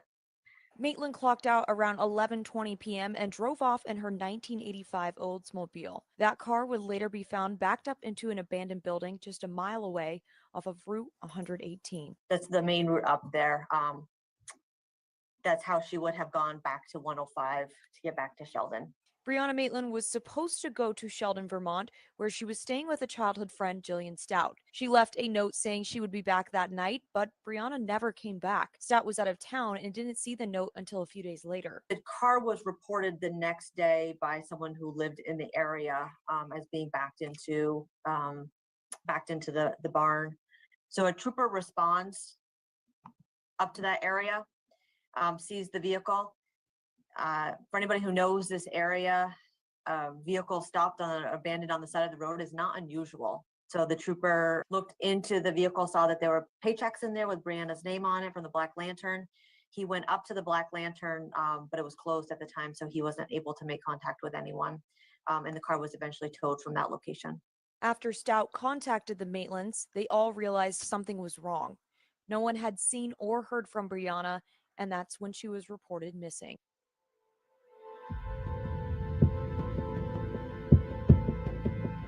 On March 25, 2004, Bruce and Kelly provided the Vermont State Police with photographs of their missing daughter, Brianna.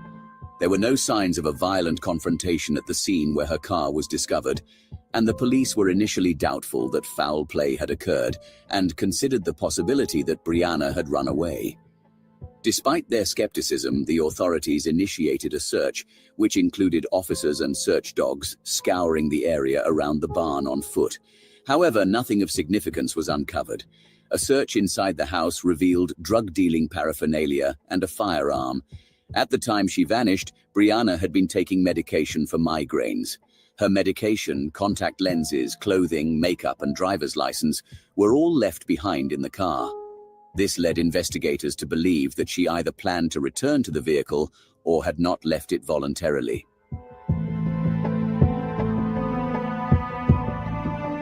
A few days later, on March 30th, 2004, the Vermont State Crime Lab processed Brianna's Oldsmobile. Although there were no signs of a struggle or foul play, it was later disclosed that DNA had been discovered. Shortly after, investigators concluded that Brianna's disappearance likely resulted from an involuntary event.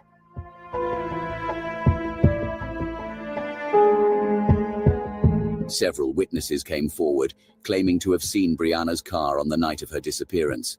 One individual, who passed by the barn between 11:30 p.m. and 12:30 a.m., mentioned seeing headlights but did not observe anyone in or around the Oldsmobile. Another witness stated that he saw the turn signal flashing between midnight and 12:30 a.m. that same night. Brianna's ex-boyfriend, returning from a party across the Canadian border, spotted the car around 4 a.m., but like the first witness, he did not see anyone with it.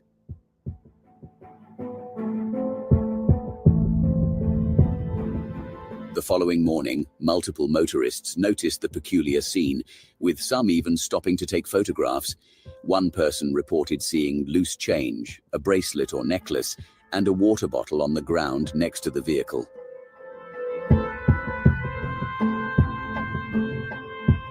Over the years, numerous official searches have been conducted to locate Brianna. Divers have searched a Berkshire pond, while police have combed local wooded areas and the vicinity around Hutchins Bridge with cadaver dogs. A court inquest took place, and Border Patrol officers even employed a helicopter to cover more ground. The searches involved officers from 3 states and members of Texas EquuSearch, a team of search and recovery experts. Brianna's friends and family carried out their own searches in the area and distributed missing persons flyers throughout Vermont and neighboring states. Her parents actively pursued leads across Vermont, New York, Quebec, and Connecticut. They even visited a strip club in Boston after receiving a tip that Brianna was seen there, only to discover it was a case of mistaken identity.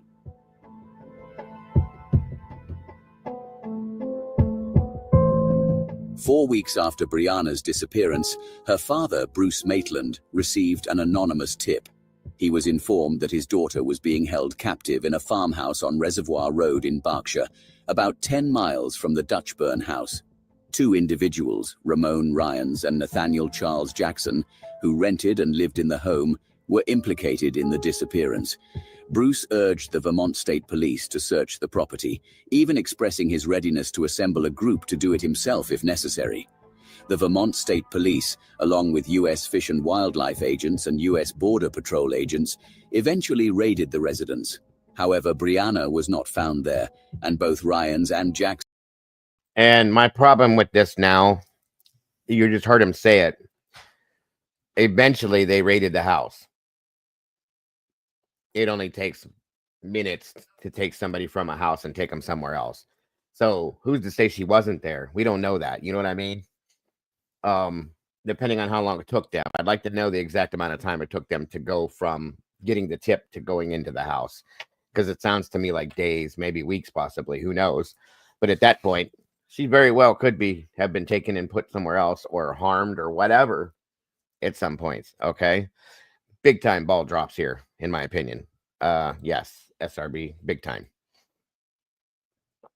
There was DNA found on the vehicle. It does not belong to anybody that was there, though. They proved that. Jackson denied any knowledge of her whereabouts.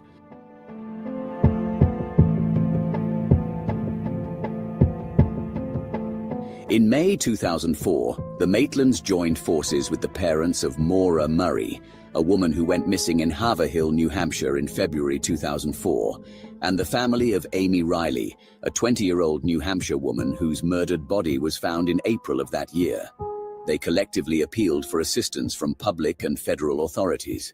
At the time, it was believed that the 3 cases were connected, prompting the families to request the involvement of the FBI, as the cases crossed state lines.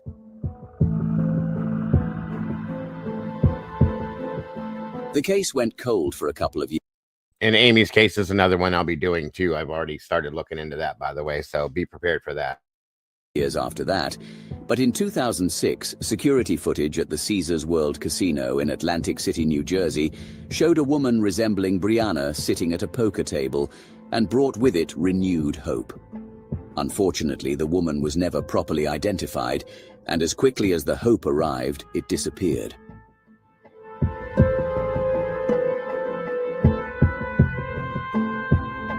I don't think it was her. In March 2010, the Vermont State Police resumed their search for Brianna Maitland, following a tip they received.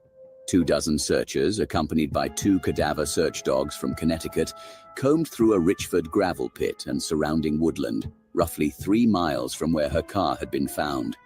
Brianna's father, Bruce Maitland, assisted the search teams that day, but they were unable to find any evidence, and once again the case went cold for 8 years until...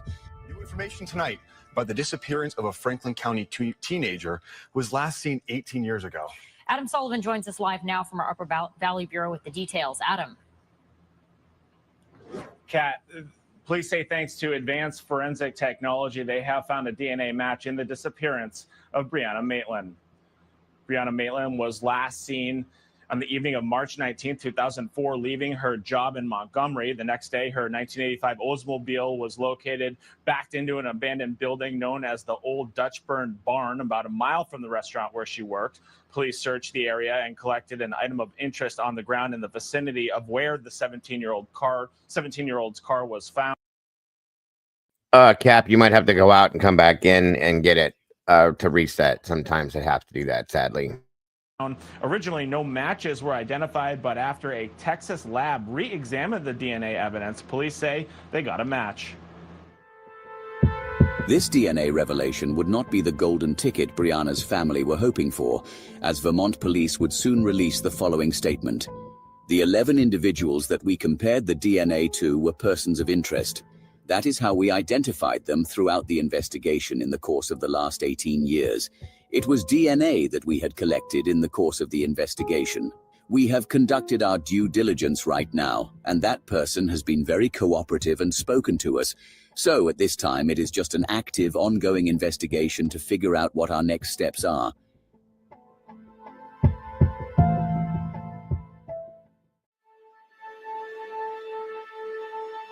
As we reach the end of our journey into the mysterious disappearance of Brianna Maitland, it's important to acknowledge the impact this case has had on her family, friends, and the broader community. Over the years, the relentless pursuit of answers by those who knew and loved her has become a testament to the human spirit's resilience and determination. That's where I'm at, Stormy. I'm leaning more towards the drug dealer situation, but I'm still not convinced that the drug dealer and Kylie LaCrosse and the boyfriend may not all be linked together in some form. I truly don't think that that's such a big thing to think. It's very possible to me. I'll just put it that way. I'm just saying, I really truly feel that that could be all be linked together, and that could be the answer, in my opinion. Years ago, a 17-year-old went missing from her hometown. The disappearance of Brianna Maitland has haunted her family, police, and the Montgomery community ever since. There's Brianna there again. Bruce Maitland sifting through family photo albums. She was a character, witty and generally very happy. He's told this story over and over. It's a lot of sadness. But he's hoping that by keeping the story of his daughter Brianna's disappearance alive, they can find her. In some ways, it seems like it just happened, and some days it's like it's been a long time.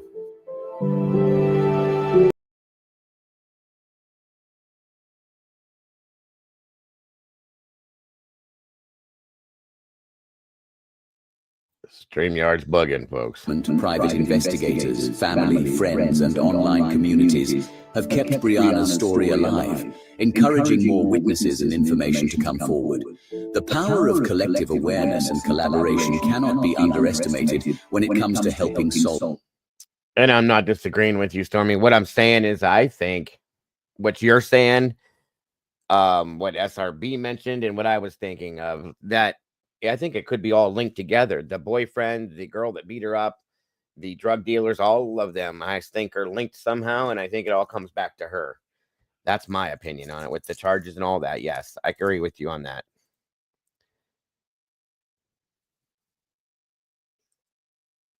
Of cases like this, let us not forget that Brianna Maitland was a bright, beautiful, and ambitious young woman with a whole life ahead of her. We must remember that the search for the truth is not just about solving a mystery. It's about honoring Brianna's memory and seeking justice for her and her loved ones. As with any unsolved case, we urge anyone who may have any information on Brianna Maitland's disappearance to come forward and contact the Vermont State Police or your local law enforcement agency. You can also submit anonymous tips to the appropriate organizations. Until the day when the truth is finally uncovered, we will continue to search, hope, and remember.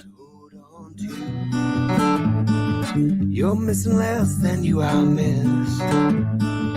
Not missing, but still to be found. There is a hole in everyone.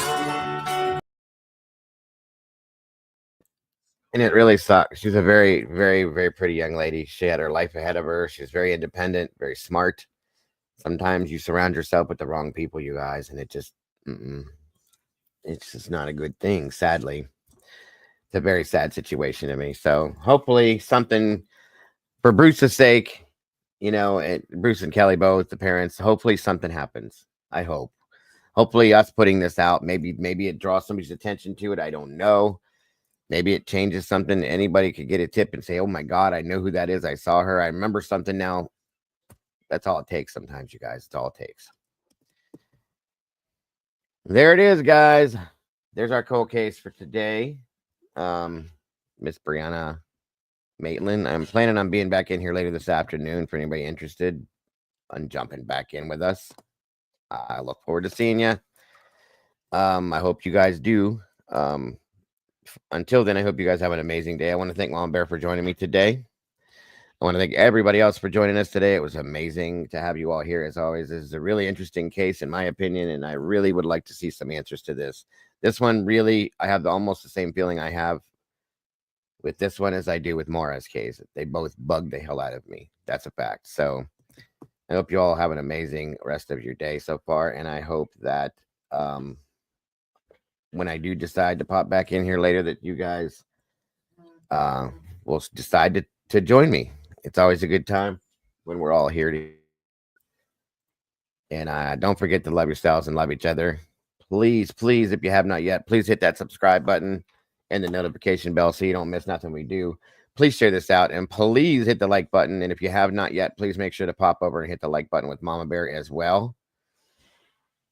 Other than that, don't change a thing, guys. You guys are the beautiful people, and I will see you guys very soon. Bye-bye, y'all.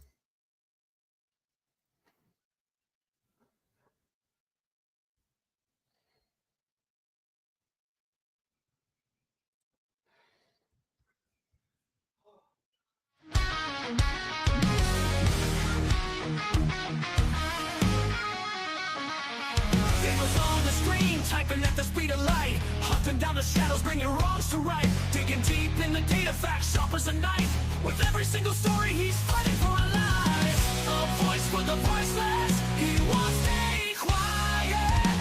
Daniel's got the fire igniting the fight. True crime revelation shining through the night. With every victim story, he pulls at the strings. A hero in the darkness, hear the truth he brings.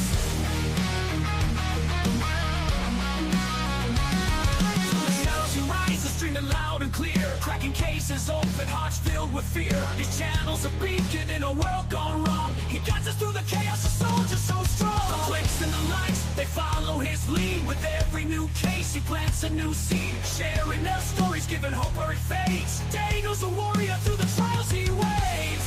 In a world of silence, he shouts out their names. Daniel's got the fire igniting the fight.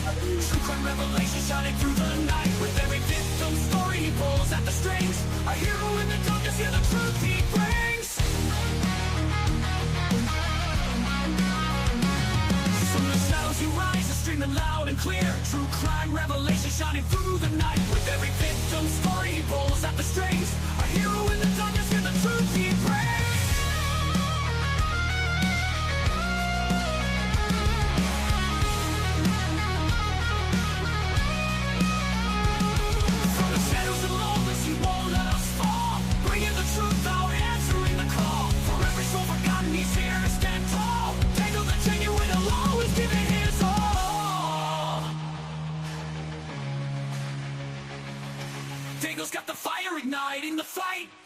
crime revelation shining through the night. With every victim